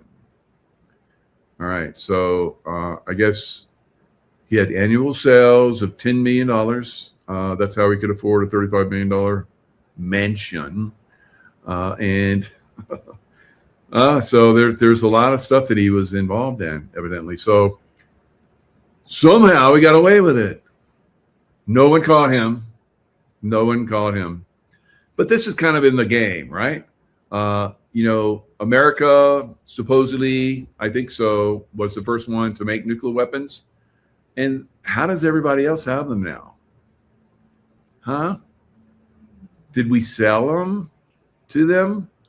Is there some kind of money made here? Like that guy? So Candace Owens. All right. So you know how Candace Owens has been doing all that investigative work and exposing all kind of stuff. Well, I'm going to do investigative work and expose Candace Owens. Right. So there you go. So this $35 million California mansion charged with nuclear, aiding Iran's nuclear industry. So he's arrested Wednesday over allegations he funneled U.S. networking and encryption equipment to Iran's nuclear program and military while laundering millions of dollars. So what does a $35 million mansion look like in Newport News? Well, let me show you. Boom, bada bing. Right. So it doesn't show the inside. Maybe at some point we'll get some retail real estate professionals once this is up for sale to give us, have those videos. They have those beautiful mansion videos. I want to see what this looks like. Right. So I'm definitely not going to buy it because I don't want to be in any kind of place where there's been corruption. All right, so the Putin Candace option. So what's going on, Candace? Here's our man who's selling nuclear secrets. All right, and of course, here's George Webb that is the master at exposing espionage. So here is Alexander Smirnov. I don't know if he's connected to the vodka company, but there's his name. Could be just just some Russian with a vodka name, right? We know the Russians like vodka, so it could be. He's probably is, right? So, but here he is hanging out with Hunter Biden because we know that Hunter Biden did a lot of dealings with Russia. And here we have Klaus Fuchs, the Rosenbergs that were executed for selling nuclear secrets to who? The Soviet Union. And who does the Soviet Union sell uranium to? Iran. Wow, it's a tangled web that we live in. So here is Smirnov, Alexander Smirnov, Russian intelligence operative, talking to Ramshid Gomi, the guy that was selling the nuclear information. How about that? To Iran from the U.S., from his $35 million mansion. So here we are. We got Hunter Biden. We know he's dealing with the Russians and espionage, all that kind of stuff. Charlie Kirk, political influence, donor networks, media narratives. And there's Candace Owens. Where's Candace Owens now? She's in Russia, in St. Petersburg. Hello. All right. And we're going to go deeper into this. So here's Gomi. All right. Iranian national. He's an Iranian national. Imagine that. And he's living in the U.S. And he's very, very rich. And he's selling nuclear secrets, right? To the Iranians. Wow. How did he get away? And who gave him that information? Who gave him those secrets? And who benefited from that on the other side? Who was the person, right? All right. So we know that Candace Owens, like I talked about yesterday, had a show with Hunter Biden. All right. Is she selling out? All right. Or is she some kind of negotiator for the good guys? Right. It's a tangled web. And of course, we've had Sean Ryan also do shows with Hunter Biden, and he does shows with other people that are no longer on the up and up, right? Trying to make them look good now. So who does Sean Ryan work for? All right. So here we go. All the way back in the 40s, the Manhattan Project era. The first atomic secrets did not stay secret for long. Of course, Julius and Ethel Rosenberg, convicted of espionage conspiracy, provided atomic secrets to the Soviet Union. And here's all these other people from British intelligence that were also involved. How about that? It's like, wow, the Brits are involved in this too. In Iran, they put the Iranian, Muslim radicals in power, and they're involved in getting them nuclear secrets too, probably. Yes. All right. So this is George Webb's Substack. I can't show you, but just a little bit. I'm teasing you with it. He has an excellent Substack. Highly recommend you go support him. That's how he can come up with this amazing information. And how does he stay alive? How does he stay alive? I'm just kind of curious about that. Maybe occasionally he has to put out information that's not so true, right? That's a trade-off. I don't know. I'm just looking. I just watch this stuff. I'm just a guy that just lets. I'm your humble reporter. Humble reporter. All right. So who is Candace Owens married to? Who is her little hubby, right? George Thomas Farmer. Who is the Farmer people? We'll talk about that too. So he's born July 5th, the day after July 4th. How about that? Amazing. In 1990, he is a British and American entrepreneur and businessman. He is the former chairman of Turning Point UK. All right.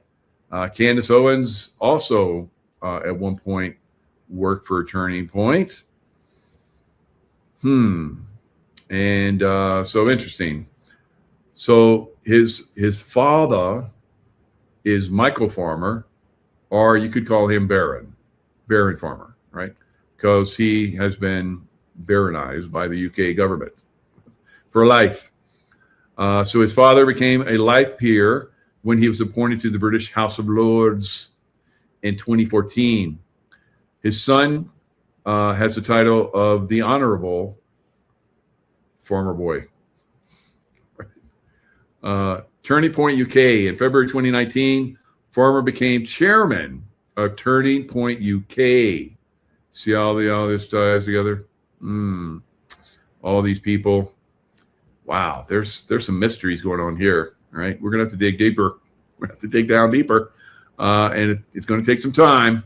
But your humble reporter will get to the bottom of this. All right, his then fiance and now wife, Candace Owens, was communications director for Turning Point USA at this time. Wow, arranged marriage, maybe. So I've heard that the former husband, the husband of Candace, is actually gay. Which, it's whatever. If you want to marry a gay man, that's fine. Whatever. And that's just a rumor. Maybe it's not true. I don't know. So I hate to put out rumors, unless maybe they're pretty much true. Farmer took over as CEO of Parler. You guys ever remember Parler? I remember Parler. It was American social networking service. I think it's probably still, I don't know, probably still out there. I never really used it. Its parent company, Parliament Technologies, in May 2021. So prior to his tenure as CEO, he was allegedly used as a means for organizing the January 6th United States Capitol protest. Wow. And building a perception that it had a lack of moderation for violent speech. So also during Farmer's tenure, Kanye West tried to take over the social networking service. Farmer said of the proposed acquisition, yes, acquiring a Parler will strengthen our ability to create an uncancelable ecosystem. Parler will remain a place where everyone can think, listen, and speak freely. We will continue to fight against censorship. Like X? Yeah, and Facebook and YouTube. Those of us that use those platforms to share truthful information know that that is not existent. Non-existent, right? All right, so that's Boy Farmer. So let's look at Candace Owens and her hubby Farmer together. What do they look like together? There's some anomalies here. Right, I want to point these out. All right, so here's Farmer with son. Candace seems happy. Candace is happy there. Seems like the same guy. Whoa, that does not look like the same guy. Candace Owens' husband, George Farmer. Huh. What do you guys think? Is that guy and that guy the same guy? I don't know. Maybe he lost some weight. The ears don't look the same. The nose doesn't look the same. The lips don't look the same. The chin doesn't look the same. Oh, there's another one. Wow. There's lots of these guys. Boy, she has many husbands, I guess. Candace, but they call him the same person, George Farmer. I don't know. So the hair color's off. The length of hair is off. Hair color's off. You know, they can dye his hair. That's possible. You know, I don't know. Looks like a lot of different people. All right. That does definitely not look like the same guy here, right? This guy looks younger than that guy, and this guy has kind of blondy, and not as much hair. Dark hair, parted on the different side. I don't know, guys. Parted on the different side, different nose, all blah, blah, blah. All right, so here's a happy family. I guess they have 4 children.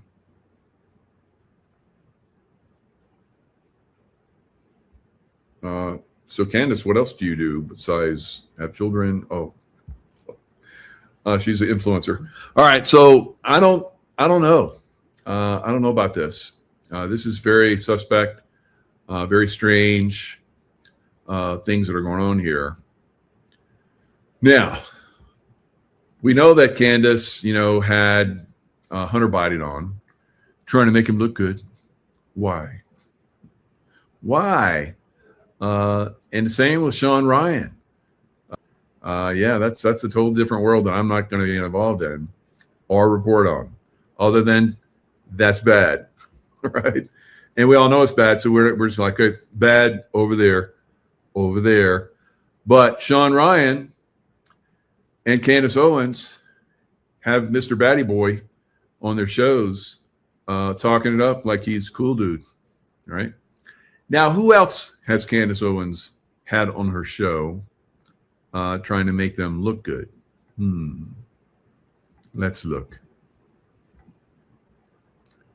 Oh, Harvey Weinstein. Wow. Yeah. So she's trying to make him look good. Yeah. I don't know why she does these things, but I guess somebody tells her to. She's involved with British royalty, right? So, the British run the world, at least the city of London does.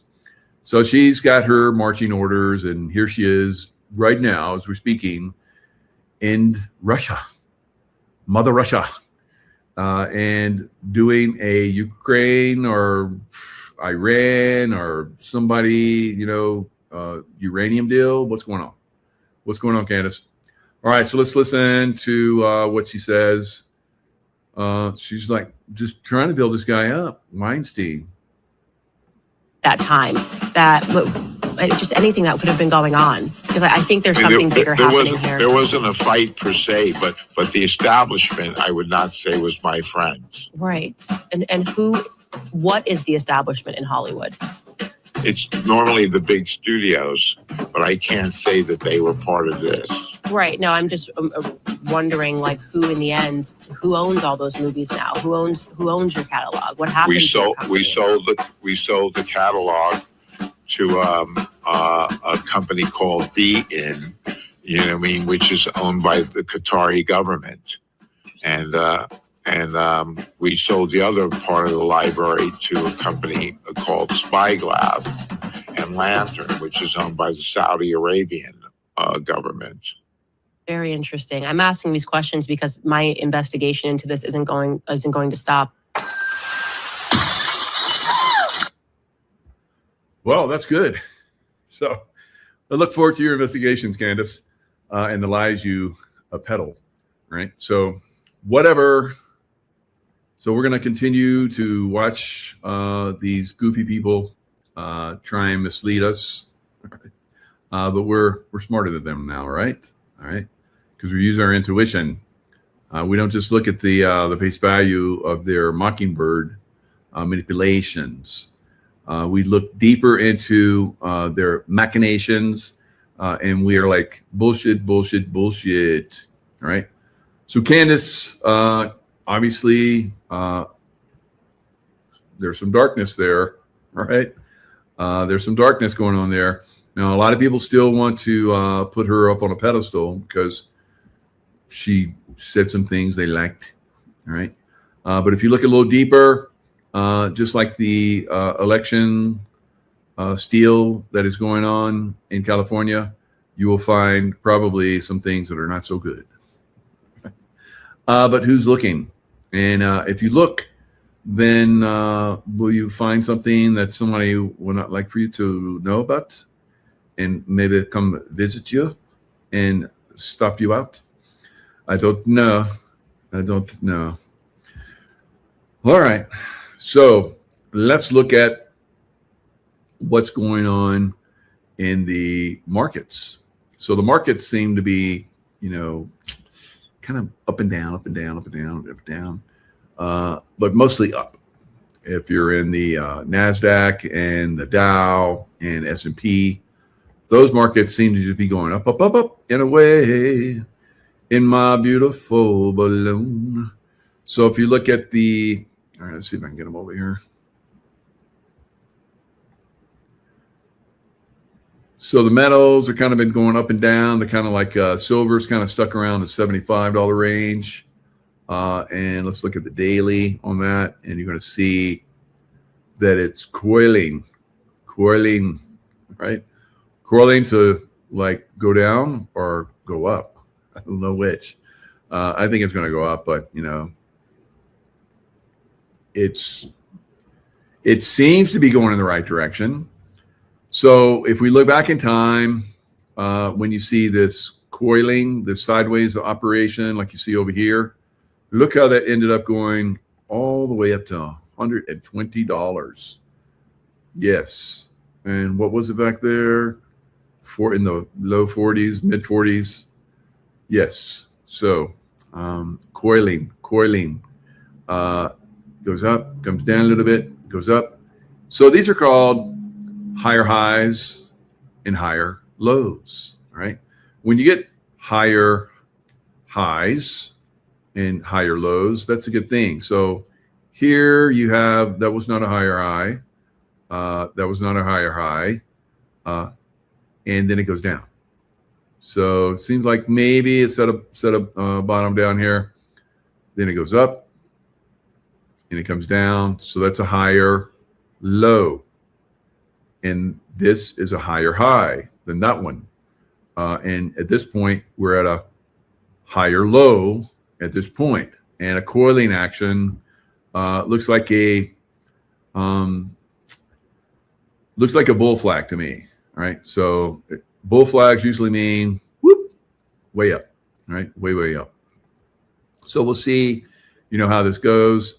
And now if this breaks down, if There's no signing of any kind of agreements this weekend like Trump has been talking about, and they just keep blowing each other up and decide to blow each other up more, then, things are going to get probably a little hairy for the. Now, if you look at, we've been making higher highs in Dow Jones. So you guys see here is up 875, was up almost $1,000 a day, or 1,000 points today. The NASDAQ was higher, but it decided to go down.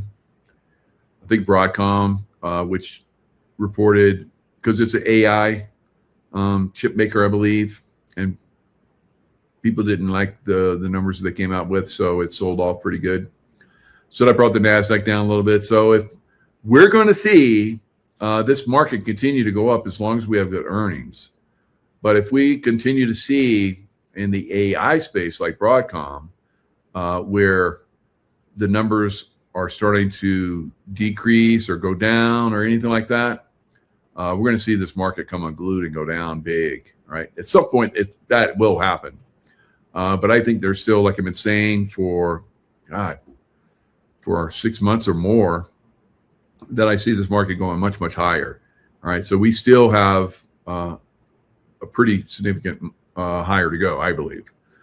And when it goes up like that, we'll see precious metals take off. We may see a turnaround in the crypto space, but the crypto space is really getting hammered down right now. At some point, it's going to get hammered down quite a bit. So let's look at the numbers on. Whoa, that's look out below, right? So here is the low way back. When was that? February 26th. So we're not quite there yet. It looked like it was going to touch it, but it was scared, or it was, no, I'm not going to touch it. I'm going to go higher again. I don't know, but looks like I think we're going to see $35 Bitcoin before we see higher than 120. Like at 125, I said we will see 125. You guys might remember that, and that would be our high. I said there could be possibility might go higher, because I always like to throw the caveat in there because you never know, right? But I said I believe it's 125. That's what it hit, somewhere around in there. And I said XRP would hit around 3 something. It will pull back, which it did. And I got out, made lots of money.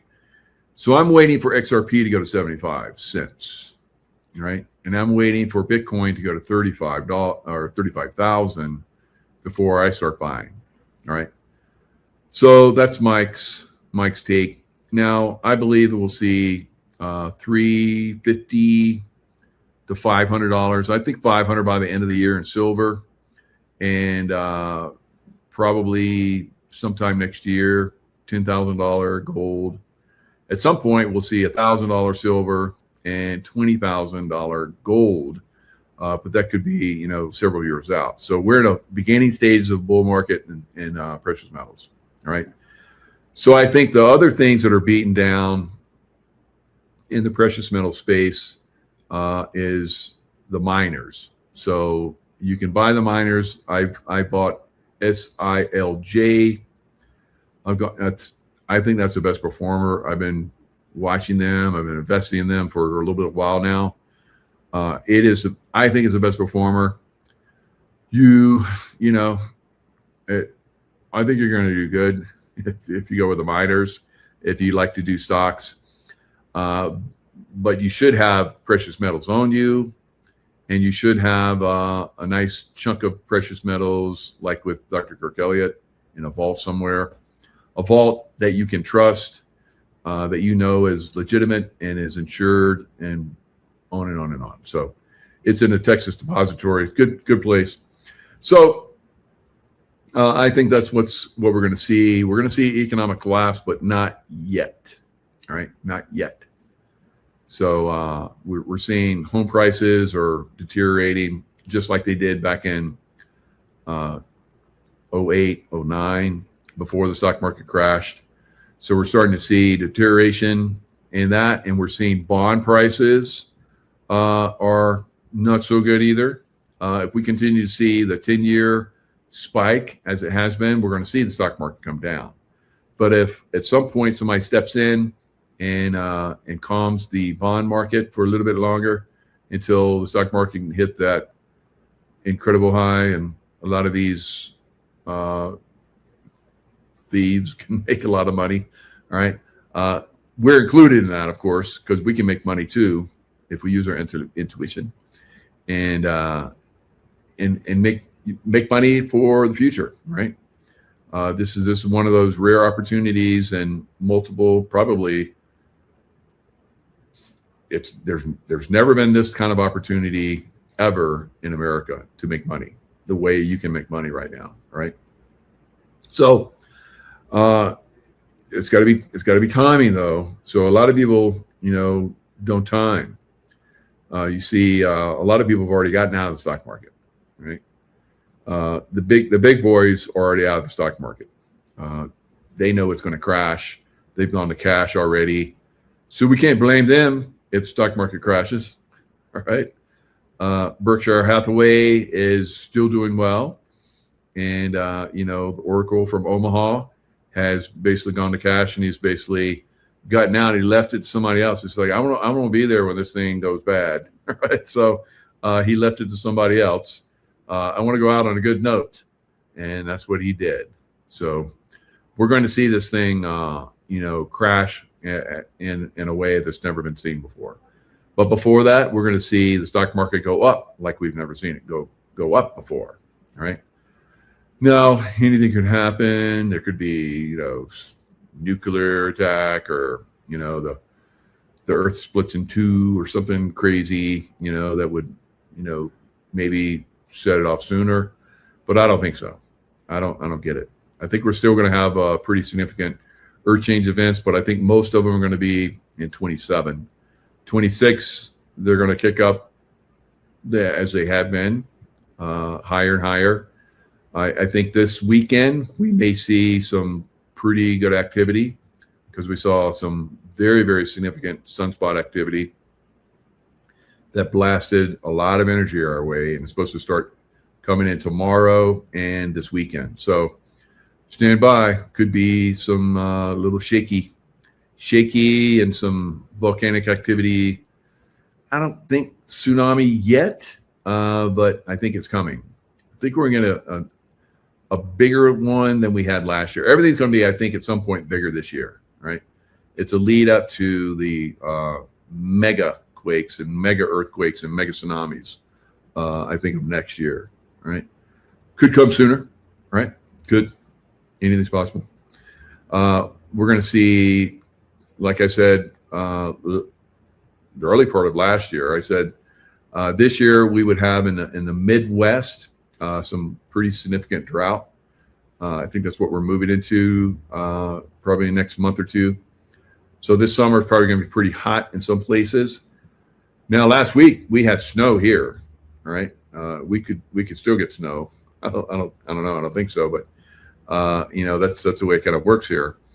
But I think next year will be atmospheric rivers galore all along the West Coast, filling up all the reservoirs. Maybe they won't come soon enough because California will still try and burn California, right? I don't know. We'll see. But we have, probably after the election stolen, then they'll start burning California because they want everybody to go, well, California's burning and you guys caused it. We're going to make sure you're not going to be our mayor or our governor. And so they'll just wait till after they're firmly in there. There'll be a little bit of protesting, but Californians, they don't protest much. And they'll protest for a little while and then they go to the beach, right? And there's Californians don't like to go to the voting place, so they do mail-in ballots. 88.8%, even though Californians should know by this point that mail-in ballots are corrupted, right? They don't care. It's more convenient. It's not convenient to, demonstrate. So it's beach time. it's beach time, party time, grill time, and oh well, maybe next year or the year after or whenever the next election is, maybe we'll get somebody in office that will do the right thing. Meanwhile, God's like, I gave you a chance. I'm just going to you guys are going to the sea. Right? I'm going to like rock you into the sea, and whatever's left, I'm going to tsunami you. So I don't know. That's kind of the way things happen when you don't listen to God.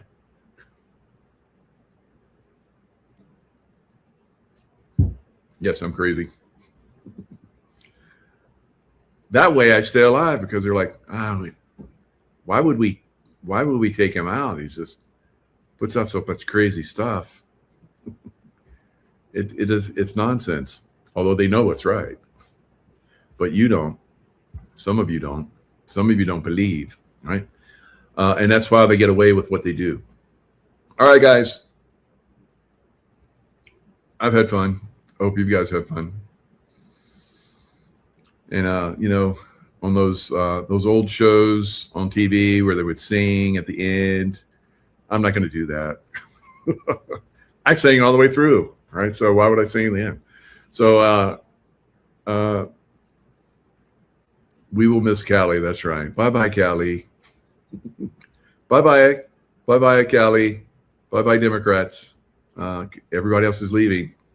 So, and they're probably going to leave very soon, right? So if this election gets stolen, everybody's going to be like, this place is going to hell in a handbasket. And they're going to be out. All right, guys. Lots of love. Love to Callie. I had so much fun in Cali. It was beautiful.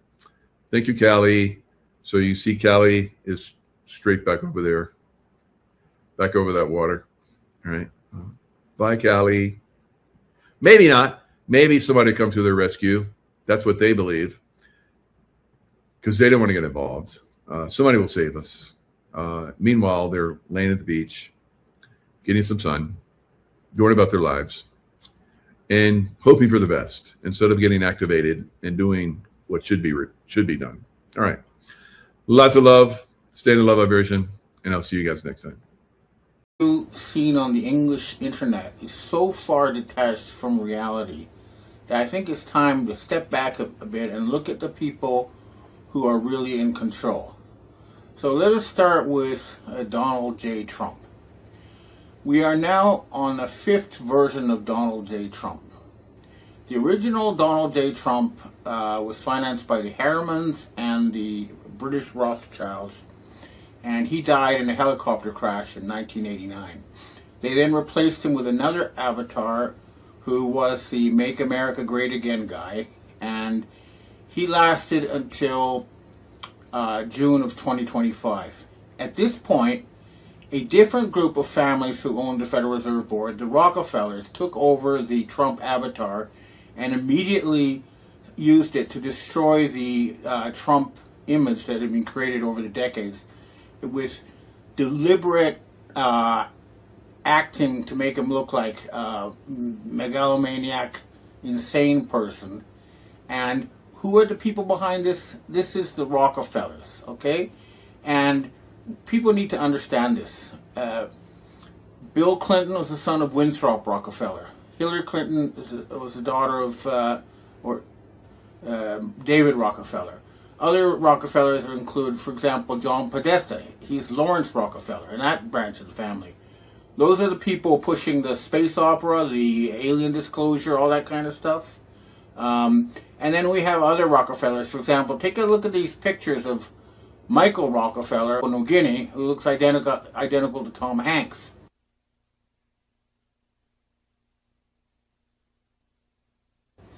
They are one and the same people, according to my various sources, which include descendants of J.P. Morgan and other of the founders of the Federal Reserve Board, as well as European royals.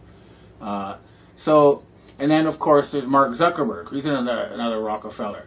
And they're also Obama, descended from Hitler. So we're talking about bloodlines who then hire actors to play their roles and make it seem like, we have a democracy, when in fact it's all fake. And, we've tried to reach out to these people We offer them 200 tons of gold to help finance. We'd start by setting up a think tank with that money to figure out how to set up a better system of economic management for the West so we don't get overrun by China. And the idea was to hire some really smart people to figure out how to set up a future planning agency. And then once the agency was set up, then trillions of dollars would be made available to, end poverty, stop environmental destruction, turn this world into a paradise, all that kind of stuff. But they're blocking us. And since they will not accept the gold, the Dragon family has made a decision that we're going to offer gold bounties on these people. But before we get into that, listen to, this is very important because here we have scientific proof of mass murder. And Pfizer, along with the other companies, are ultimately owned by the Rockefellers. So before you get upset about that fact we're putting bounty people, and they have control over most of the internet, most of the corporate media you're seeing, and that's why we have all these lies. We have a fake Trump making Trump look like an insane wacko, and then we have them trying to start World War III to avoid going to jail. This is why we really, really do need to take these people down. And so we're going to put out a bounty on all members of the Rockefeller family of 1 ton of gold each, and all members of the current Trump cabinet. Howard Lutnick, Kevin Warsh, all of them. The other thing that's going to happen is in the United States, the UK, in the United Kingdom, there is a civil war raging behind the scenes. There was a huge attempt to remove Keir Starmer, who is a Rockefeller stooge, and the fake King Charles are using, and that fight is going to continue. So we're putting out a bounty on the fake King Charles and Keir Starmer because they have to be removed. They're Rockefeller agents. They do not work for the British people. These people have been doing horrible things for a long time. In Canada, they set up this whole fake, genocide of First Nations PSYOPs campaign to try to destroy Canada's image. It was financed by the Rockefeller brothers, who also being trying to prevent Canada from exporting oil to Asia by hiring fake First Nations activists. And I'm telling you right now, they're all going to be arrested as working for the Rockefellers. We're going to wipe out their network in Canada. It's already happening. Canada is free from these people now, and they're going to help the American people restore democracy. Okay? What we're saying is we don't want these hidden oligarchs using actors pretending and screenwriters to control what the American people do in the future. We want the American people to actually elect their own leaders and not just, be foisted upon with hired hands who do what they're told by their secret handlers. This is not going to be allowed to happen.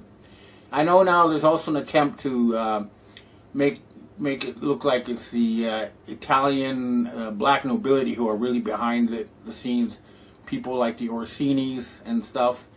And I went to Italy, I met these people, and they're not the problem, okay? These people do have a long-term project to create a world republic. They want, a world republic government such as you see in the SF series like Star Trek, enslave the rest, and set up a satanic rule headquartered in Greater Assyria, mistakenly called Israel. So these people are not the problem. The problem has been identified as the Rockefeller Hitler bloodline, and we need to go after them because they're obviously not going to step quietly into the night. And it's been scientifically proven. I'm amazed that the U.S. military and the police have not come in and arrested these people yet, because they really do need to be arrested. In any case, there is an international boycott of the Rockefeller interests, and that is why the American people are suffering, because the Rockefellers are trying to squeeze money out of them in order to survive. They're also trying to do that in Japan by bankrupting farmers while forcing consumers to pay double what they pay for rice despite abundant harvests. This is all an attempt to squeeze money out of the people in the countries they control in order to avoid bankruptcy. And we're going to go after them until they're finally removed from control of the Federal Reserve Board and the financial system of course, the bounty is also on Scott Bessent. And if you wish to collect the gold, you can go to either Taiwan, Hong Kong, or I believe the Iranian people. If you go there, they would be happy to provide gold if these people are removed and help destroy the satanic state of Israel and replace it with the God-fearing state of Judea. So we're going to keep fighting there, but I'm just so sick and tired of the entire fake story that's being put out as news in the English internet. It's just so unconnected to reality. So, now they've cut out, they pulled out a fake Steven Spielberg, who's long dead, and now they're trying to push the space opera again. People in the law enforcement agencies, front lines, have been arresting pedophiles all over the world. There's been huge arrests in France, in Los Angeles, in Poland, and this will continue, but we need to go after the top people. We need to go after the secret controllers to end this, but we're going to keep fighting because it's not going to be allowed to continue. In any case, the international boycott of the Rockefellers is continuing. They will not last longer. We're also hearing from U.S. military intelligence that the Israelis tried to start a massive air attack against Iran and were stopped by the Russians and the Chinese and the Iranians. They've lost the military ability to do any damage there, and they cannot blockade the Straits of Hormuz. So hopefully this will not last much longer, but we need to keep pushing. And remember, industrialists, anybody else. So that's why a lot of us stay anonymous. I don't, but many do. But we need to go after them until this is over. It's very important. And if we push now, we can end this. Okay, there's a couple things I forgot to add. First of all, if you look at this clip of a press conference with the fake Donald Trump, here you have a so-called mainstream reporter, a corporate reporter. Okay, that's what I have to say for myself today. Now I'd like to answer questions from readers and viewers.